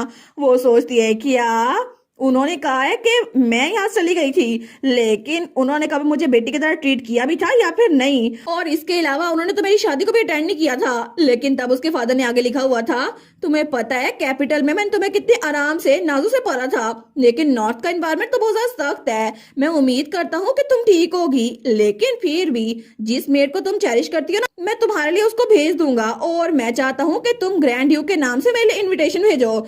तो हमारी हीरोइन तो गुस्से में आ गई थी। वो कह दिया इनका दिमाग तो खराब नहीं हो गया, आखिर ये ऐसे कैसे कह सकते हैं?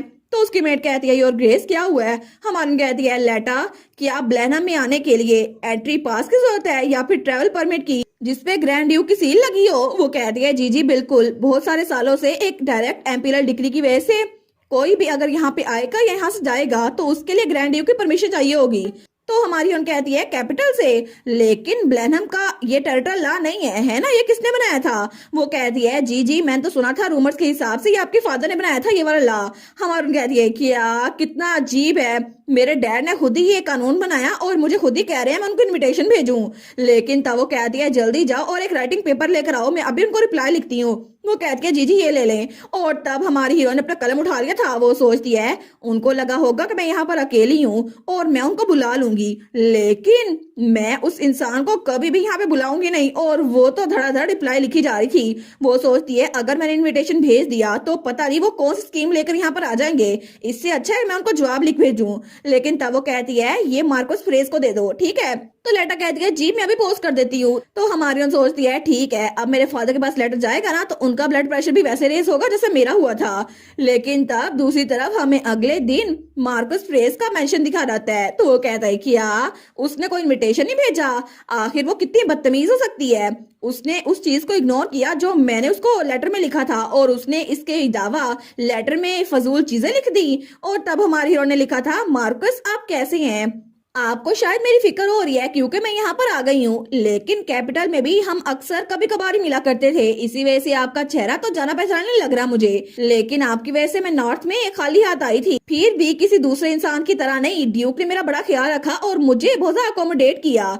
तो वो सोचता है कि किसी दूसरे इंसान की तरह, मतलब वो मेरी इंसल्ट कर रही है। तो उसकी बेटी ने आगे लिखा था, यहाँ पे मेड्स बहुत ज्यादा कैपेबल है, कैपिटल की मेड से भी ज्यादा, तो आप फिक्र ना करें। मुझे लगता है कि आपको अपने घर की फिक्र होनी चाहिए, मेरी नहीं। लेकिन ये सारा कुछ पढ़ते ही उसके डैड का पारा हाई हो गया था। वो कहता है वो पागल हो गई है। और तब हमारी हीरोइन ने आगे लिखा था, इसके अलावा मुझे लगता है आपको सोशल स्टेटस का बिल्कुल नहीं पता। आगे से आप मुझे मेरी बेटी कह के ना बुलाइएगा। आगे से अगर आपने लेटर लिखना है ना तो मुझे ग्रैंड डचेस कह के बुलाइएगा। बल्कि रहने दे, आप मुझे खत ही ना लिखे, क्योंकि मैं तो रिप्लाई दूंगी नहीं।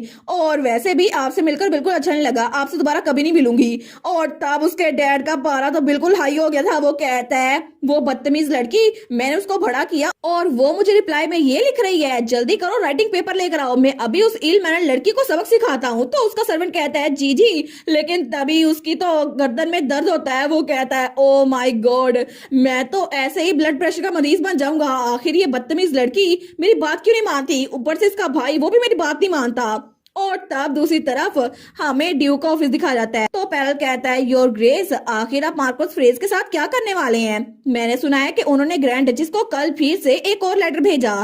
तो ड्यूक कहता है, उस बारे में फिक्र करने की जरूरत नहीं है, उन्होंने कहा है कि वो खुद इसको हैंडल कर लेंगी। और तब हमें सुबह का वक्त दिखा जाता है। तो हमारे कहती है, मुझे कल मेरे फादर का लेटर मिला था, उन्होंने कहा था कि मैं उनको इनविटेशन भेजूं, लेकिन उन्होंने कहा है कि वो कुछ मेड्स को भेजना चाहते हैं। तो ड्यूक कहता है, अच्छा ये बात है। वो सोचता है, अगर वो यहाँ पर भेजना चाहते हैं तो कोई बात नहीं, डचेस के लिए मैं इतना तो कर ही सकता हूँ, लेकिन हमें उन मेड्स पे नजर रखनी पड़ेगी। और मैं वैसे भी डचेस की बात को मना नहीं कर सकता, मुझे इस बात की तैयारी कर लेनी चाहिए थी। तो हमारन कहती है, मैंने उनको मना कर दिया। वो कहता है, क्या आपने उनको मना कर दिया? तो हमारी एरिड उसको करीब करते हुए कहती है, मैंने उनको कह दिया नहीं, आपको कुछ भी भेजने की जरूरत नहीं है, क्योंकि मेरे हस्बैंड ने मेरा अच्छा ध्यान रखा हुआ है और आपको भी उनकी बात नहीं माननी। ठीक है योर ग्रेस। और प्रेजेंट में वो हमारी एनट को सोच के ब्लश करा था। वो सोचता है, ग्रैंड डचेस तो बहुत ज्यादा शार्प है, उनकी अपनी रीजंस होंगी। लेकिन तब वो कहता है, उसके अलावा ग्रैंड डचेस चाह रही थी कि वो ऑर्फनेज में जाकर बच्चों को सप्लाईज पेश करें।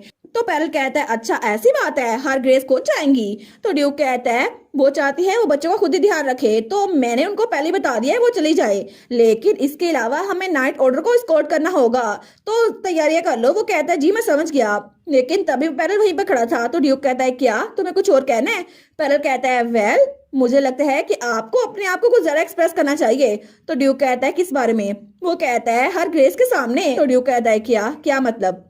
तो पैरल कहता है, हर ग्रेस डचेस वो अपने हिस्से का काम कर रही हैं, है ना, वो स्टाफ के साथ अच्छे से पेश आती हैं और वो तो आपके क्लोज आने के लिए बहुत ज्यादा एफर्ट्स कर रही हैं। तो ड्यूक कहता है, तुम्हारे पर्सपेक्टिव से मैं बिल्कुल भी एफर्ट्स नहीं कर रहा। वो कहता है, मुझे तो ऐसा ही लगता है, लेकिन मुझे लगता है कभी कभार आपको उनसे डेट के लिए पूछना चाहिए, और अगर आप दोनों बाहर घूमने के लिए जाएं तो फिर अच्छा रहेगा। तो ड्यूक कहता है, हमारे पास कोई ऐसी अपॉर्चुनिटी आई नहीं है कि बाहर घूमने के लिए जाएं इकट्ठे। तो पैरल सोचता है, ऑनेस्टली मुझे लगा ही था जब रोमांस की बात आएगी ना ये बिल्कुल होपलेस हो जाएंगे। लेकिन तब वो कहता है, आपको नहीं पता, आपको अपनी वाइफ को अच्छे से रखना चाहिए और आपको उनके सामने एक्सप्रेस करना चाहिए, जैसे कि आप उनसे कहेंगे, आज तुम बड़ी प्यारी लग रही हो, या फिर ये ड्रेस तुम पे सूट करता है, या फिर ऐसे कोई अल्फाज जिससे उनकी तारीफ हो जाए। और इसके अलावा तो ड्यूक कहता है, बस बहुत हो गया, ये सब कुछ मैं खुद ही हैंडल कर लूंगा, और मोर इम्पोर्टेंटली क्या तुम एडवाइस देने की पोजीशन में हो? तो पैरल कहता है, जी क्या मतलब? तो ड्यूक कहता है, एटलीस्ट मेरी शादी तो हो गई है, तुम्हारी तो शादी भी नहीं हुई। तो ये बात पैरल के दिल में जाके खुपती है। तो वो कहता है, ठीक है, नहीं देता आपको एडवाइस। तो तब ड्यूक कहता है, अगर तुम्हारा काम हो गया तो निकलो यहाँ से। वो कहता है, जी जी सर। और थोड़ी देर बाद हमें बाहर का सीन दिखा जाता है, जहाँ पे सारी बगियां वो रेडी थी जिसमें बच्चों के लिए सामान रखा था। तो सेसिलिया कहती है, सारी की सारी क्वांटिटीज वो पूरी हो चुकी हैं जो कि आपने बताई थी। तो हमारी डचेस कहती है, ये तो अच्छी बात है, मुझे लगा था कि इतने शॉर्ट नोटिस पे सब कुछ इकट्ठा करना मुश्किल हो जाएगा, थैंक यू तुम्हारे हार्डवर्क के लिए। वो कहती है, नहीं नहीं कोई बात नहीं, और वैसे भी मुझे पता चला है कि अभी तक सिर्फ वहाँ पे खाना और डेली नेसेसिटीज जाती थी, जैसे कि कपड़े वगैरह, लेकिन आपने तो स्कूल सप्लाईज भी भेजे हैं और इसके अलावा बच्चों के लिए खिलौने भी है, बच्चे तो खुश हो जाएंगे। तो हमारे उन कहती है, ऑर्फनेज ने मुझे एक लिस्ट भेजी थी जिसकी वजह से ये प्रिपेयर करना जरा इजी हो गया, लेकिन अब ग्रैंड ड्यूक बिजी है तो मैं खुद ही जाऊंगी और वहां जाके देखूंगी बच्चों को क्या क्या चाहिए, लेकिन इसमें ज्यादा टाइम नहीं लगेगा, है ना? वो कह दिया, जी बिल्कुल, लेकिन नाइट ऑर्डर अभी तक पहुंचा नहीं है, जब वो आएंगे तभी हम निकल सकेंगे। लेकिन तब वो कहती है, वहां पर देखे नाइट ऑर्डर यहाँ पर आ रहा है। लेकिन तब हमारी हीरोइन वहां पर देखती है तो वहां पे टैरन और उसके बाकी के साथी थे। लेकिन तभी सेसिलिया और हमारी हीरोइन दोनों कहती है क्या, सेसिलिया कहती है माय गुडनेस, ये तो सर टैरन और नाइट ऑर्डर है ना। तो हमारी कहती है सब लोगों में से यही क्यों। तो तभी टैरन उसके सामने आता है तो हमारी कहती है सर टैरन आप। वो कहता है मैं आपको रिस्पेक्ट पेश करता हूँ योर ग्रेस, अभी कुछ वक्त के लिए नाइट ऑर्डर वो आपको स्कॉट करेगा। वो सोचती है क्या सब लोगों में से नाइट ऑर्डर ही मेरे पास क्यों आना था, वो भी जिसको सर टैरन लीड कर रही हैं। ये आदमी तो सच में मुझसे नफरत करता है, ये बात तो ये साबित कर चुका है। लेकिन तब टैरन कहता है सप्लाईज और फ्रिज पे जाएंगे, उसको भी डिलीवर नहीं किया गया, लेकिन हमें जरा जल्दी करनी होगी क्योंकि बच्चे इंतजार कर रहे होंगे। और वो हमारी हीरोइन को बड़ा घूर के देखता है तो हमारी सोचती है ऐसा लगता तो नहीं कि मुझे बिल्कुल भी गार्ड करेगा, ऐसा लगता है अगर मुसीबत आई ना सबसे पहले ये मुझे छोड़ के भागेगा क्योंकि इससे मुझसे नफरत है। लेकिन इसके थोड़ी देर बाद ही वो लोग ऑर्फनेज पहुंच चुके थे। तो तब वहाँ पे हेड ऑफ द ऑर्फनेज बाहर आती है। वो कहती है मैं आपको ग्रीटिंग्स देती हूँ योर हाइनेस। वो कहती है कोई बात नहीं, आपसे मिलकर अच्छा लगा। लेकिन तभी दरवाजा खुलता है और एक बच्चा वहां से निकलता है। तो वो बच्चा हमारी हीरोइन को कहता है ओ ये तो फेरी है ना। हमारी सोचती है अच्छा ये बच्चा, ये तो वही बच्चा है ना जो मैंने उस दिन लेडी मैरी के इन में देखा था। लेकिन तभी वो बच्चा भागता हुआ हमारी हीरोइन की तरफ आता है और जल्दी से उसको गले लगा लेता है। वो कहता है फेरी देखो ना, फेरी हमसे मिलने के लिए आई है। लेकिन उस बच्चे को देखते देखते बाकी सारे बच्चे भागते हुए आते हैं और हमारी हीरोइन को गले लगा लेते हैं। तो तब वो लोग कहते हैं ये कितनी प्यारी है ना। लेकिन हेड कहती है बच्चों बस कर दो, आखिर तुम लोग इतनी बेइज्जती कैसे कर सकते हो हर हाइनेस की। तो हमारी कहती है नहीं कोई बात नहीं। तो तब उनके सामने बैठते हुए कहती है मैं तुम लोग के लिए बड़ी मजे की चीजें लेके आई हूँ, तुम लोग इस बारे में क्यूरियस हो। वो कहते हैं बिल्कुल। तो हमारी कहती है फिर हम लोग अंदर जाके देखें क्या क्या चीजें हैं। लेकिन तभी सर टैरन उसको जाते हुए देख रहा था और वो सोचता है कितना नाटक करी है ना ये। हालांकि इसके फादर की वजह से ये सब लोग ऑर्फन बने थे, लेकिन अब बच्चों के सामने अच्छा बनने की कोशिश कर रही है। और थोड़ी देर बाद बच्चों को सारे के सारे खिलौने और बुक्स मिल चुकी थी तो सारे बड़े खुश थे। वो बच्ची कहती है ये डॉल्स तो कितनी प्यारी है ना। तो दूसरा बच्चा कहता है मुझे ये घोड़ा पसंद आया है। तो तीसरा कहता है स्टोरी बुक कितनी प्यारी है। तो हमारी कहती है तुम लोग अक्सर दिन के वक्त क्या क्या करते हो। वो कहता है हम लोग तो आंटी मैरी के प्लेस में जाते हैं और पुडिंग खाते हैं, इसके अलावा स्नैक्स खाते हैं और अपना मुंह और चेहरा धोते हैं। हमारी कहती है क्या तुम लोग के पास पढ़ने के लिए कोई पिक्चर बुक नहीं है या फिर खेलने के लिए कोई बॉल। वो कहते हैं वेल वो। तो हमारे सोचती है कितना अजीब है ना, बच्चों के लिए खेलने के लिए कोई जगह ही नहीं है और इसके अलावा यहाँ पर तो गिनती की 3-4 बुक्स पड़ी हुई हैं। क्या बच्चों के लिए कोई बुक्स नहीं रखी यहाँ पर। लेकिन तभी उनमें से एक बच्ची कहती है बिग ब्रदर जैरम हमें कहानियां सुनाते हैं। तो वो कहती है बिग ब्रदर जैरम। तो वो बच्ची कहती है बिल्कुल वो कहानियां सुनाने में बड़े अच्छे हैं, बुक्स की जरूरत ही नहीं पड़ती। वो देखिए वहां पे खड़े हैं। और जब हमारी हीरोइन बाहर देखती है तो वहां पे एक लड़का खड़ा हुआ था जो कि सारा सामान वहां पर रखवा रहा था। तो हमारी सोचती है ये बच्चा ये तो बाकियों से बड़ा लग रहा है, मुझे लगता है कि अभी तक ये अडल्ट बन चुका होगा। तो तब हेड कहती है असल में ये बाकियों से थोड़ा बड़ा है, लेकिन ये बहुत ज्यादा ब्राइट और इंटेलिजेंट है, ये ऑर्फनेज में रहता है और हम सबकी हेल्प करता है। हमारी कहती है अच्छा ये बात है। लेकिन तब वो कहती है यहाँ पर बच्चों के लिए खेलने के लिए कोई जगह नहीं है और कोई ड्राइंग बुक या कोई और चीज। वो कहती है आपको पता तो है कि यहाँ पर नॉर्थ में ग्रासी फील्ड है ही नहीं, इसी वजह से बच्चों को यहीं पर खेलना पड़ता है। लेकिन इसके अलावा बच्चों की स्टोरी बुक्स खरीदने के हमारे पास पैसे नहीं है, एटलीस्ट हमें कपड़े और खाने के लिए चीजें तो मिलती रही हैं। तो हमारी कहती है मुझे पता है लेकिन बच्चों को खेलने के लिए चीजें भी चाहिए होती है, इमोशनल एजुकेशन वो भी उतनी इंपॉर्टेंट है। वो कहती है मुझे माफ कीजिएगा योर हाइनेस, लेकिन मैं जितना कर सकती हूँ मैं उतना कर रही हूँ। तो हमारी कहती है मैं ये तो नहीं कह रही कि आप कुछ नहीं कर रही। वो कहती है ऑनेस्टली यहाँ पे मैं सिर्फ अकेली हूँ, इसी वजह से क्योंकि यहाँ पर कोई भी ड्यूक के अलावा हमें स्पॉन्सर नहीं करता। तो हमारी सोचती है इसको देखकर ऐसा तो नहीं लग रहा कि इसे पता होगा बच्चों को क्या क्या चाहिए। ऐसा लगता है इसने वो लेटर नहीं लिखा था, जो लेटर मुझे मिला था उसमें तो साफ साफ लिखा हुआ था कि बच्चों को ये चीज चाहिए और ऐसे ऐसे चाहिए। लेकिन ऐसा लगता है कि वो लेटर किसी और ने लिखा था। और तभी जेरोम वो बच्चों के साथ खेल रहा था। वो सोचती है जरूर इसी ने लिखा होगा। तो वो बाहर आते हुए कहती है क्या तुम जेरोम हो। वो कहता है योर हाइनेस आज जजेस, क्या आपको मेरा नाम पता है। लेकिन तभी वो दूसरे बच्चे से कहता है तुम अकेले जाकर खेल सकते हो। वो कहता है ठीक है। तो हमारी हीरोइन कहती है तुम तो सब बच्चों में बहुत ज्यादा पॉपुलर हो है ना। वो कहता है जी बिल्कुल, आपसे मिलना बहुत ज्यादा ऑनर की बात है योर हाइनेस। तो हमारी सोचती है ये तो लफ्जों के साथ बहुत ज्यादा अच्छा है। लेकिन तब वो कहती है क्या तुमने वो लेटर लिखा था जिसमें बच्चों के लिए सारी चीजें लिखी हुई थी कि बच्चों को खिलौने चाहिए और पिक्चर बुक्स चाहिए।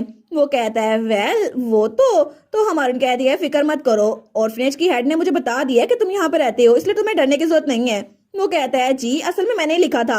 हमारी कहती है मुझे पता था, और इसके अलावा तुमने बच्चों के हिसाब से जो बुक्स लिखी थी ना वो भी बिल्कुल सेट थी। मैं उम्मीद करती हूँ तुम फ्यूचर में हमेशा हमारी ऐसी हेल्प करते रहोगे। वो कहता है सच में।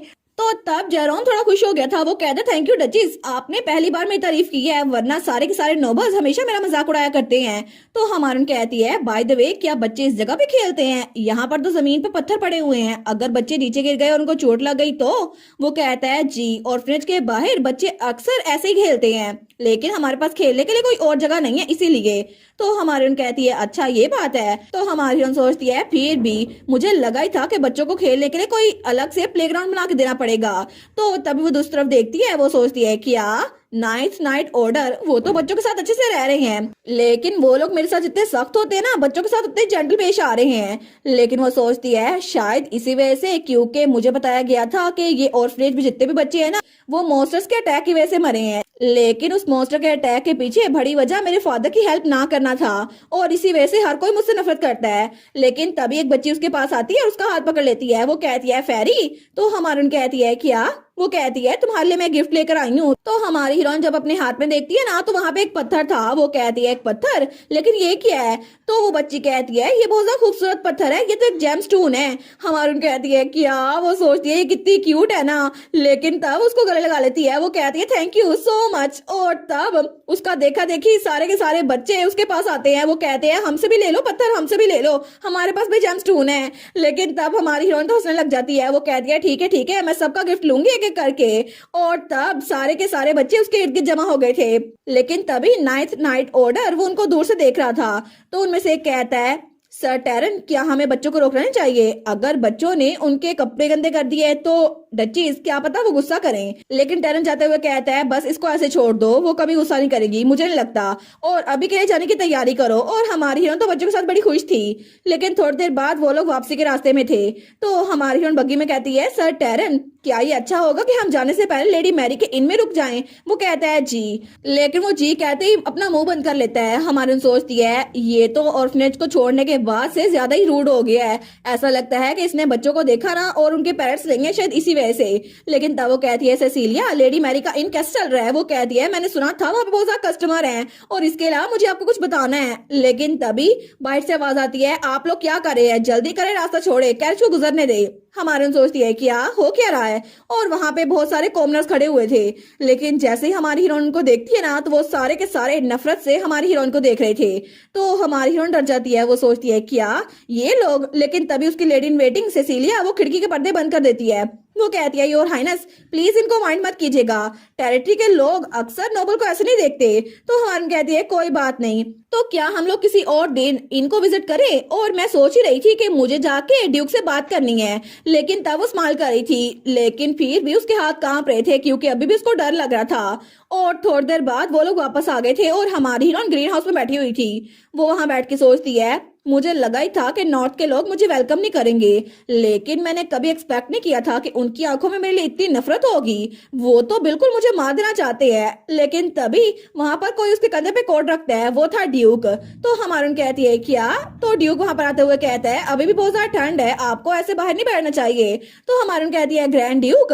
वो कहती है आप थोड़ा जल्दी आ गए, मुझे लगा था शायद मैंने आपको अचानक बुला लिया ना, इसी वजह से आप आएंगे नहीं। तो ड्यूक उसके सामने बैठते हुए कहता है नहीं नहीं कोई बात नहीं, वैसे भी आपने मुझे बताया था कि आपको मुझसे कोई काम है, लेकिन आखिर में बात क्या है? तो हमारी कहती है वेल मैं ये पूछना चाहती हूँ कि क्या यहाँ पर फॉरेस्ट के पास पिकनिक के लिए कोई सूटेबल जगह है? तो ड्यूक कहता है पिकनिक के लिए? वो कहती है जी जी बिल्कुल, कोई ऐसी जगह जो कि बहुत ज्यादा ब्यूटीफुल सीनरी वाली हो, बहुत ज्यादा बड़ी हो। वो सोचती है मैं चाहती हूँ कि ऑर्फनेज के बच्चे वहां पर खेलें। तो ड्यूक कहता है ऑफ कोर्स एक जगह है तो सही। तो हमारी कहती है सच में? फिर तो अच्छा होगा ना अगर कल हम वहां पर जाएं तो। और वो सोचती है अगर मैं पहले जाके चेक करूँ ना कि बच्चों के खेलने के लिए वो जगह अच्छी है या फिर नहीं, तो जरा अच्छा होगा, मैं बच्चों को गाइड कर सकती हूँ। लेकिन ड्यूक कहता है मुझे माफ कीजिएगा ग्रैंड डचीज, असल में कल मेरा शेड्यूल बहुत ज्यादा टाइट है। तो हमारी सोचती है क्या? वो सोचती है मैंने ये तो नहीं कहा था मुझे ड्यूक के साथ जाना है। तो ड्यूक कहता है उसके बजाय आज रात मैं बिल्कुल फ्री हूँ, तो हम लोग आज रात जा सकते हैं वहां पर। तो हमारी सोचती है हैं लेकिन मुझे ड्यूक के साथ तो नहीं जाना था। और थोड़ी देर बाद ड्यूक और हमारी डचीज वो बग्गी में उस जगह पर जा रहे थे। तो हमारी सोचती है मैं पहली बार ड्यूक के साथ कैरिज में सफर कर रही हूँ, लेकिन ग्रैंड ड्यूक की लेग्स तो बहुत ज्यादा लंबी हैं, है ना? जब भी गाड़ी हिलती है ना तो हम दोनों की टांगे टकराती हैं। लेकिन वो सोचती है फिर भी अभी के लिए ड्यूक वो कितना हैंडसम लग रहा है ना, और इसकी आइज कितनी इनोसेंट है, आखिर ये क्या है? लेकिन ड्यूक कहता है असल में आज। तो हमारन कहती है क्या? वो सोचती है आज क्या? तो ड्यूक कहता है आज आप बहुत ज्यादा खूबसूरत लग रही हैं।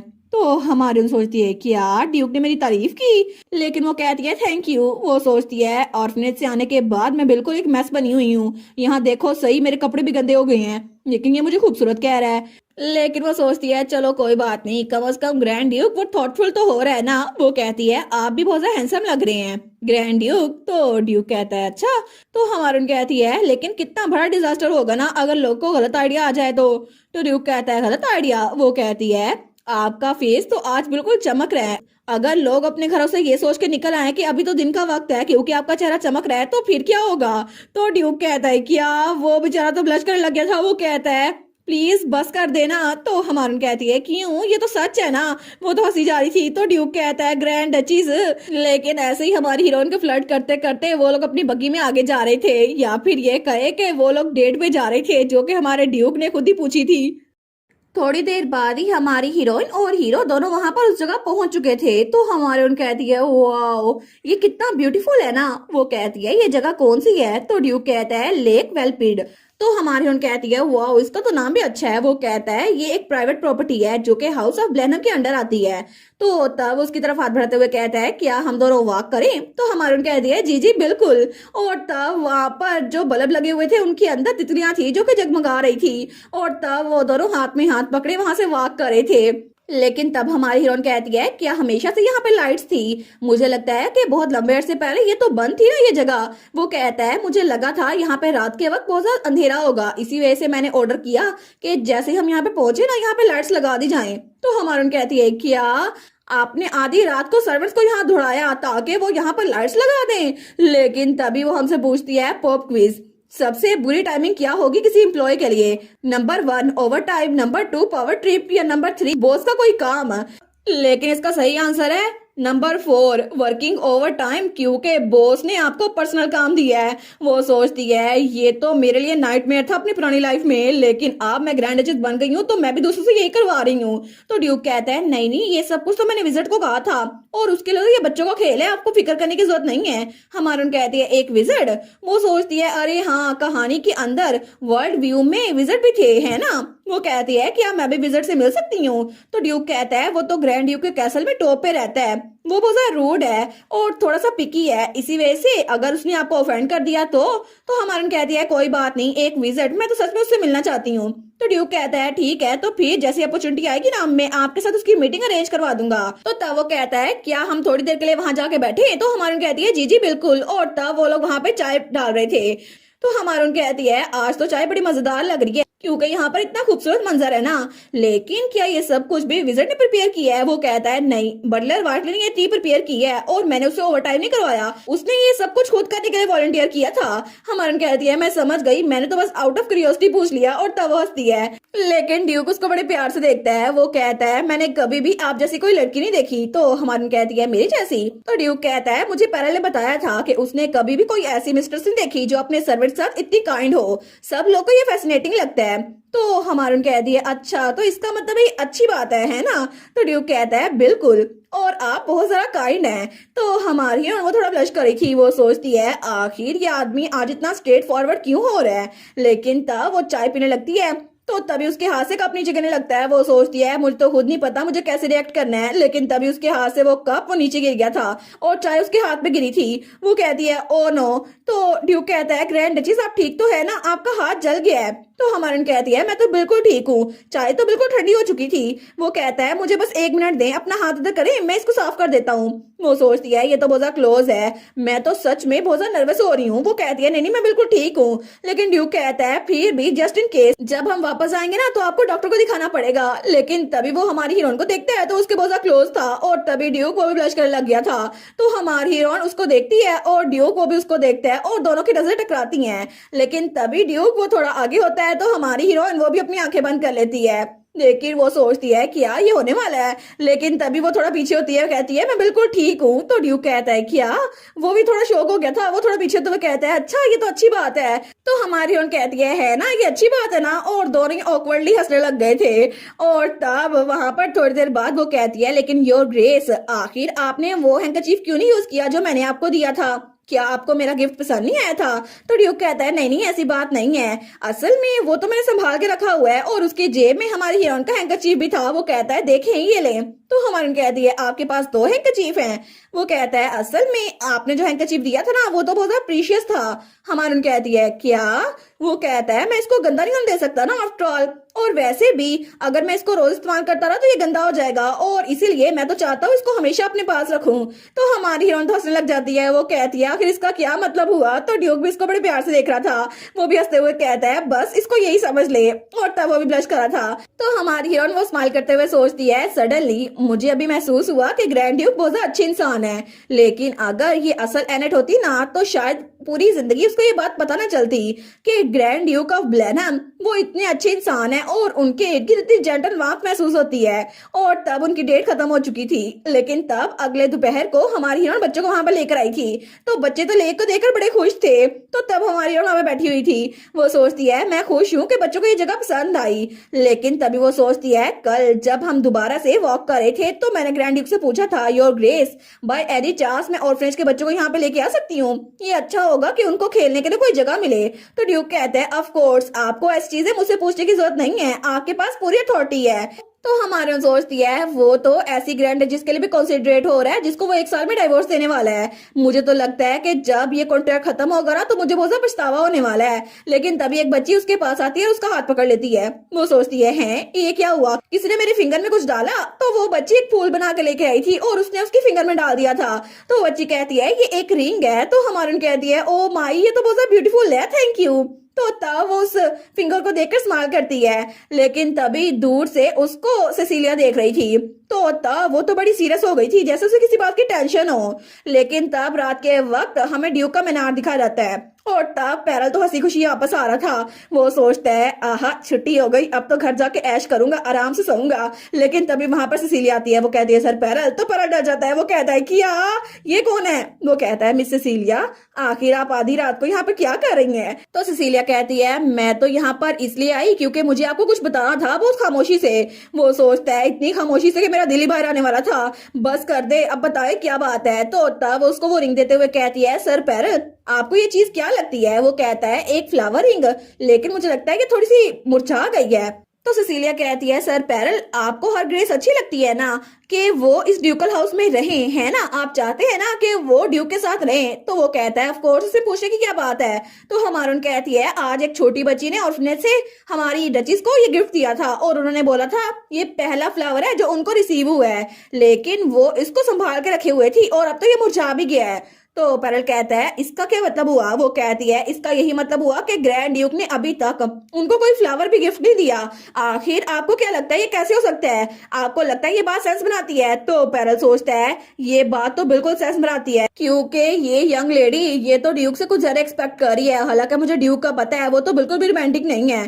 तो सिसिलिया उसके पास आते हुए कहती है बाय एनी चांस क्या ये बात सच है? मैंने मेड्स को बातें करते हुए सुना है कि ड्यूक और डचीज वो एक कमरा शेयर नहीं करते, तो इसका मतलब है वो रियल हस्बैंड एंड वाइफ नहीं है। लेकिन उसकी बात सुन के पैरल तो बिल्कुल ब्लश करने लग गया था।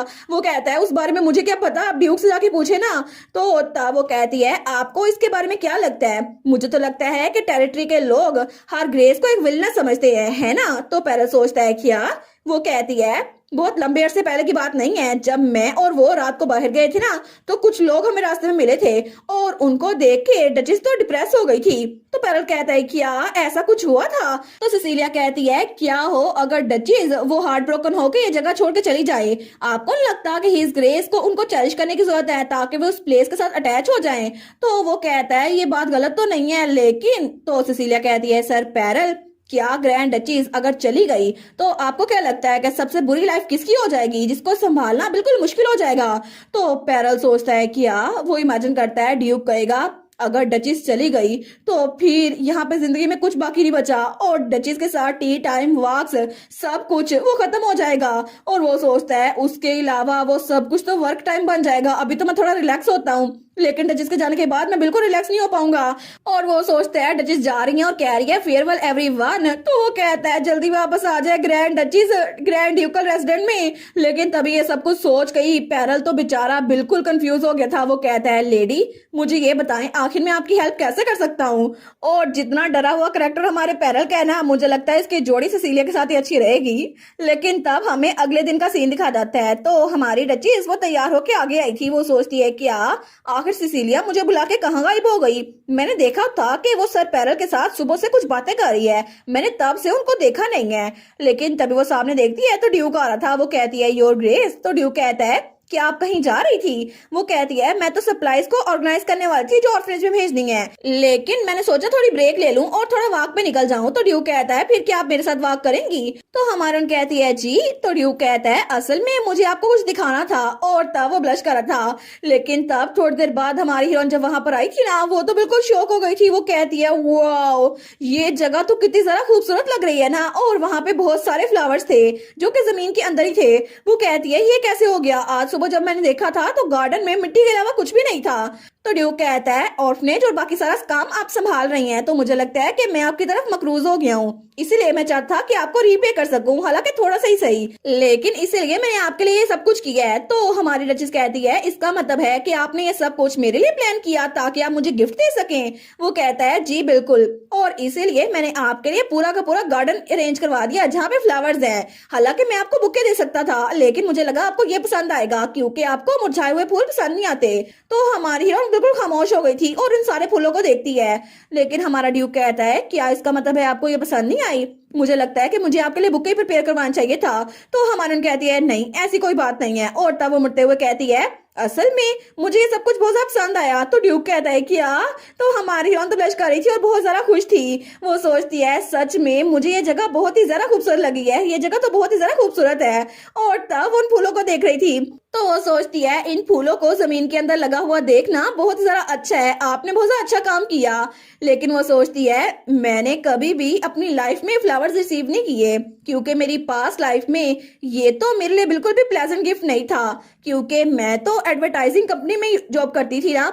लेकिन जब भी कोई इवेंट होता था तो उसके बाद सारे के सारे फ्लावर्स वो ऐसे ही पड़े होते थे जैसे कोई चीज स्पेशल नहीं है। लेकिन अब इन सारे फ्लावर्स को इस गार्डन में देखना बहुत ज्यादा अच्छा लग रहा है क्योंकि इनको देखकर लगता है कि कोई मुझे स्पेशल समझता है। तो तब वो ड्यूक को कंधा पकड़ते हुए कहती है मुझे सच में बहुत ज्यादा अच्छा लगा आपका gift, thank you so much your grace. तो ड्यूक भी खुश हो गया था। वो कहता है मुझे बहुत ज्यादा खुशी हुई कि आपको ये पसंद आया। और तब हमारी हीरोइन उसको गले लगाती है। तो ड्यूक सोचता है मुझे बहुत ज्यादा खुशी हो रही है कि मैंने पैरल और उस मेड की बात सुन ली थी, लेकिन अच्छी बात है ना। और तब हमें सुबह का वक्त दिखा जाता है। तो पैरल कहता है असल में बात यह है योर ग्रेस के इस स्टेट के लोगों ने उनको मार्कस फ्रेज की बेटी होने की वजह से बहुत ज्यादा बुरी तरह से ट्रीट किया, बिल्कुल कोल्डली। तो ड्यूक कहता है कोल्डली। वो कहता है जी योर ग्रेस वो तो बहुत दिनों से डिप्रेस नजर आ रही थी। तो ड्यूक सोचता है उन्होंने कभी भी मेरे सामने ये फेस शो तो नहीं किया। लेकिन तब वो कहता है पैरल मेरी बात मानो और 3 घंटों के अंदर अंदर पूरे के पूरे गार्डन को फ्लावर से साथ भर दो। वो कहता है क्या। लेकिन ड्यूक प्रेजेंट में सोचता है मुझे लगता है कि मुझे पैरल का मुंह बंद ही रखवाना चाहिए क्योंकि हर ग्रेस को ये सुनकर बड़ा बुरा लगेगा अगर उनको पता चल गया मैंने पैरल से काम करवाया है।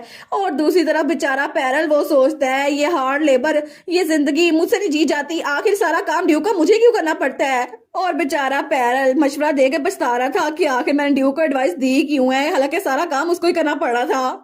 हमें हेडमेड दिखा जाती है जो कहती है आखिर आपने मुझे स्टेट के बजाय कैफे में क्यों बुलाया लेडी मेजल। और वहां पे मेजल बैठी हुई थी।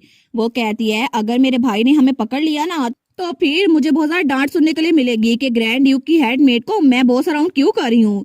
तो हेडमेड सोचती है अगर इनको पता है तो फिर अचानक से मुझे बाहर क्यों बुलाती हैं। लेकिन मेजल कहती है आखिर हुआ क्या, मैंने सुना है कि हिज ग्रेस ने खुद गार्डन को बिल्ड करवाया और हर ग्रेस को गिफ्ट किया। तो वो मेड कहती है नहीं नहीं ये तो झूठी खबर है, आपको पता है ना कि रोंडोरस किंगडम से कुछ लोग आ रहे हैं, गार्डन तो उनके लिए रेनोवेट किया गया था और सर्वेंट्स ने तो ये बात बस रूमर फैलाई है। वो कहती है सच में उन लोगों के लिए, लेकिन अगर ये बात है तो फिर भी उन्होंने वो लेक जो कब से बंद थी डचेस के लिए क्यों खुलवाई, क्या ये बात भी सच नहीं है।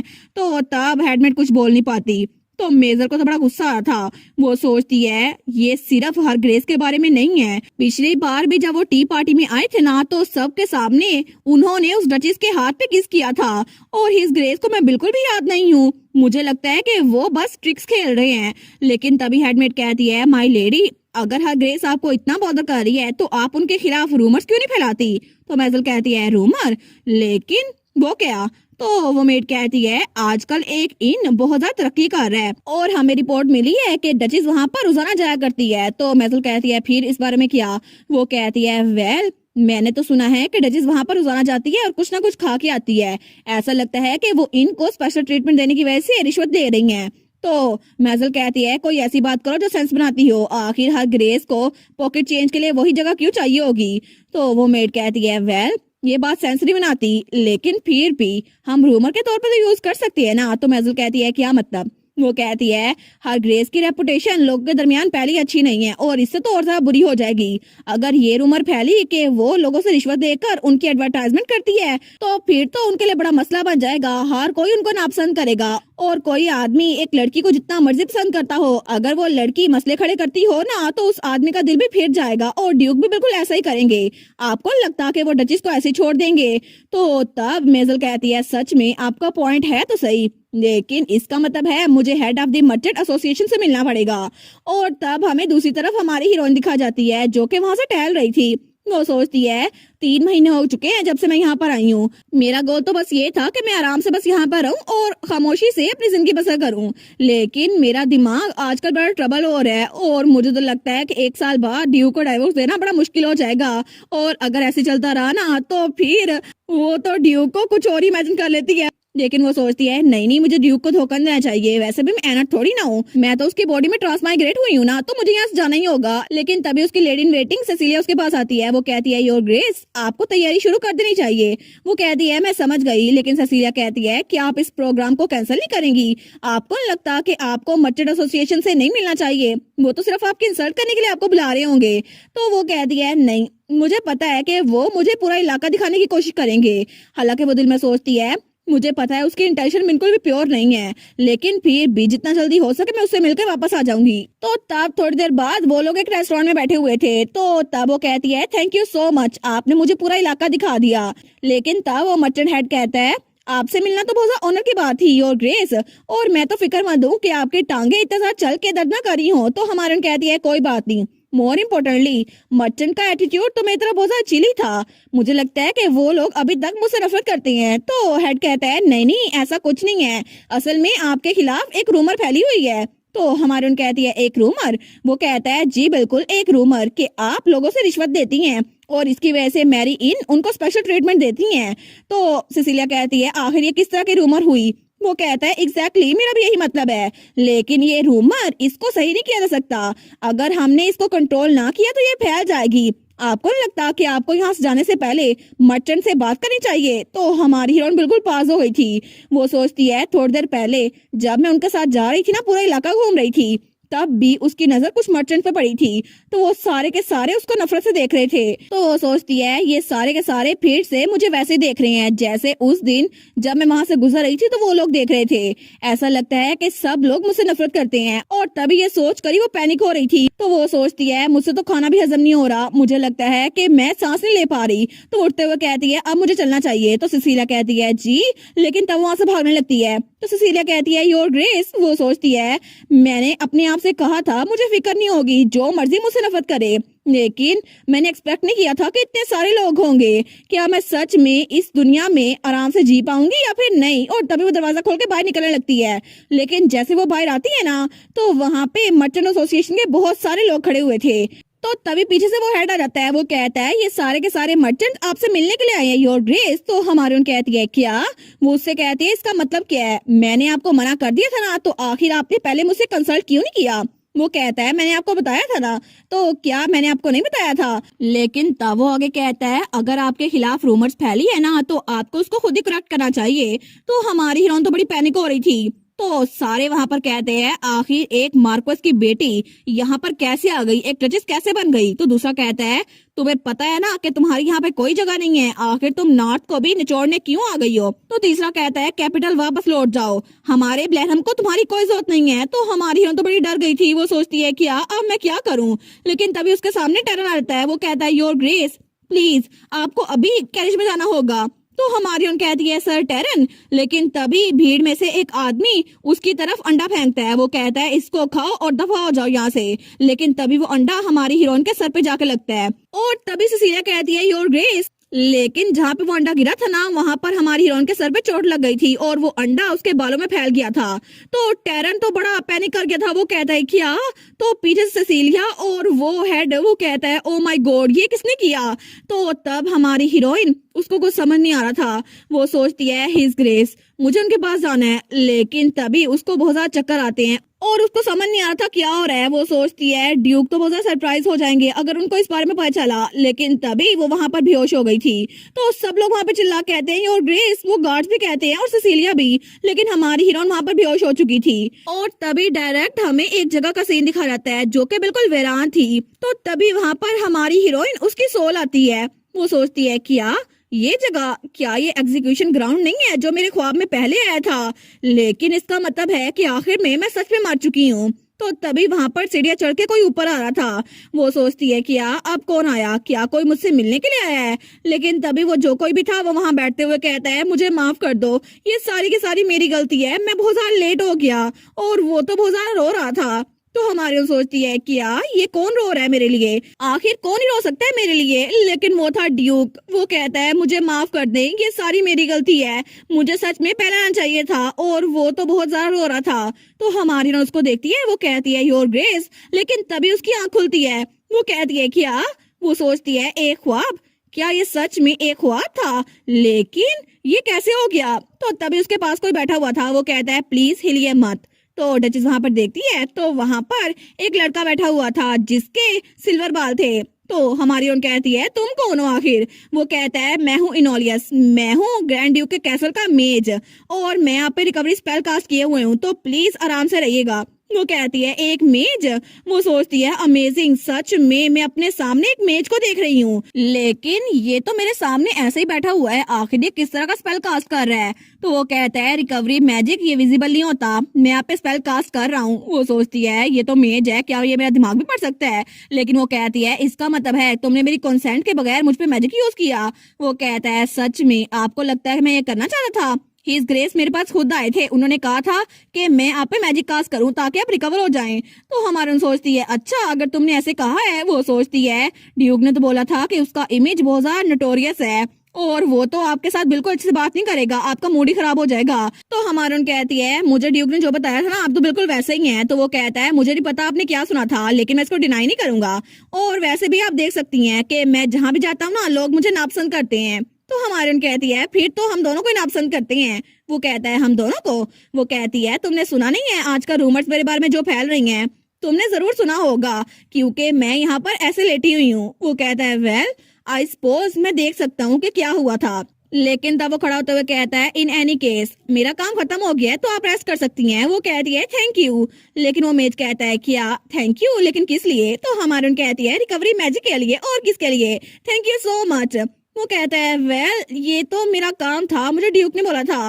लेकिन तभी वहां पे सिसिलिया आती है, वो कहती है योर ग्रेस आप उठ गई, क्या आप ठीक तो है ना। तो हमारे कहती है बिल्कुल मैं ठीक हूँ। वो कहती है आपको पता भी है मैं कितना फिक्रमंद थी, आप तो डिनर के बाद भी उठी नहीं और आप तो बेहोश हो गई। लेकिन तभी वो पीछे देखती है तो वहां पे वो मेज टेलीपोर्ट हो गया था। तो हमारे सोचती है वो सच में चला भी गया, मुझे लगा था टेलीपोर्टेशन यहाँ पर पॉसिबल हो सकती है। लेकिन तब वो कहती है लगता है मैं तुम्हें बड़ा परेशान कर दिया। तो सिसिलिया कहती है हिज ग्रेस ग्रैंड ड्यूक तो बहुत गुस्से में है, उन्होंने तो सारे के सारे नाइट्स को कैद कर दिया है जो आपको गार्ड कर रहे थे। सर टेरेंट को तो मुंह पे थप्पड़ भी पड़ा है कि वो आपको गार्ड नहीं कर सके, हालांकि वो आपके गार्ड गार्ड के तौर पे वहाँ पे गए थे। तो हमारून कहती है क्या सच में, लेकिन इसकी जरूरत तो नहीं थी। तो सुशीला कहती है जी बिल्कुल ऐसा ही हुआ था और पहली बार किसी ने ड्यूक को इतने गुस्से में देखा है। तो हमारून कहती है अच्छा, और कल्प्रिट के बारे में क्या? तो सुशीला कहती है सिर्फ वो इंसान जिसने आपके ऊपर अंडा फेंका था ना, वही पकड़ा गया है, उसको अभी के लिए इंटेरोगेट किया जा रहा है। तो हमारून सोचती है इतना सब कुछ हो गया, जब मैं बेहोश थी मुझे पता क्यों नहीं चला, लेकिन वहाँ पे कुछ छोटे छोटे गुलदान पड़े हुए थे। तो हमारन कहती है क्या यहाँ पे इतने सारे फ्लावर पॉट्स कैसे आ गए? तो सिसिलिया कहती है कुछ सर्वेंट यहाँ पर आए थे, वो आपके लिए फ्लावर्स लेकर आए हैं और हमने सुना था कि आपको फ्लावर्स वो मुरझाए हुए पसंद नहीं है, इसी वजह से हम फ्लावर पॉट में बना कर ले आए। लेकिन हमारे सोचती है सच में सबको मेरे बारे में कितनी फिक्र है ना। तो तभी थोड़ी देर बाद वहाँ पे ड्यूक भी आ गया था। तो हमारन कहती है योर ग्रेस, लेकिन ड्यूक तो बड़ा थका हुआ लग रहा था। तो तब सिसिलिया कहती है मैं जाके चाय बना लाती हूँ। तो हमारी हीरोइन कहती है आप वहाँ पर खड़े क्या कर रहे हैं, प्लीज यहाँ पर आके बैठ जाए ना। तो ड्यूक उसके पास आके बैठ जाता है, लेकिन तब वो थोड़ा उदास होते हुए कहता है कि आपकी बॉडी, क्या आप ठीक महसूस कर रही हैं, आपको कहीं पेन तो नहीं हो रही? वो कहती है बिल्कुल नहीं, मुझे कहीं पेन नहीं हो रही, मैं तो बिल्कुल ठीक हूँ। देखे ना रिकवरी मैजिक कितने अच्छे से काम कर रहा है, मुझे तो लगता है मुझ में बड़ी एनर्जी आ गई है। लेकिन ड्यूक वो कहता है कभी नहीं, दोबारा ऐसा कभी नहीं होगा, मैं आपसे प्रॉमिस करता हूँ। और कल से मैं फर्स्ट और सेकंड नाइट ऑर्डर को आपको गार्ड करने के लिए भेजूंगा। तो हमारी कहती है इसकी जरूरत नहीं है।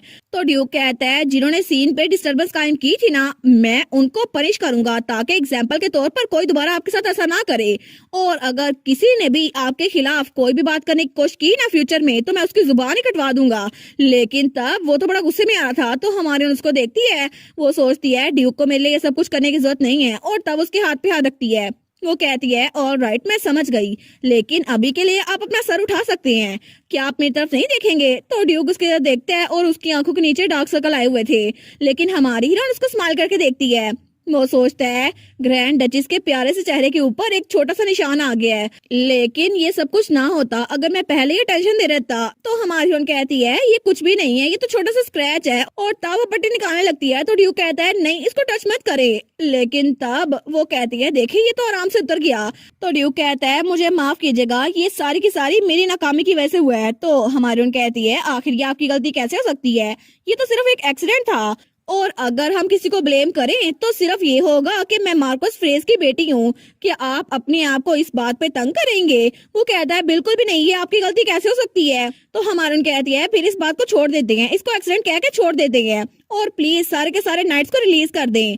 और वैसे भी वहाँ पे इतना सारा क्राउड था, ये सब कुछ अचानक हो गया, किसी को पता नहीं चला कि क्या हुआ था, इसीलिए अगर कोई मेरी वजह से जेल में बंद रहेगा ना तो मुझे नींद नहीं आएगी। तो ड्यूक सोचता है क्या मैं इनकी बात मानूं? वो कहता है उन्होंने अपनी बेसिक ड्यूटी एज नाइट वो पूरी नहीं की, उनको पनिशमेंट तो मिलनी चाहिए। तो हमारी कहती है लेकिन सारे के सारे नाइट आप जितने परफेक्ट नहीं हो सकते है ना योर ग्रेस।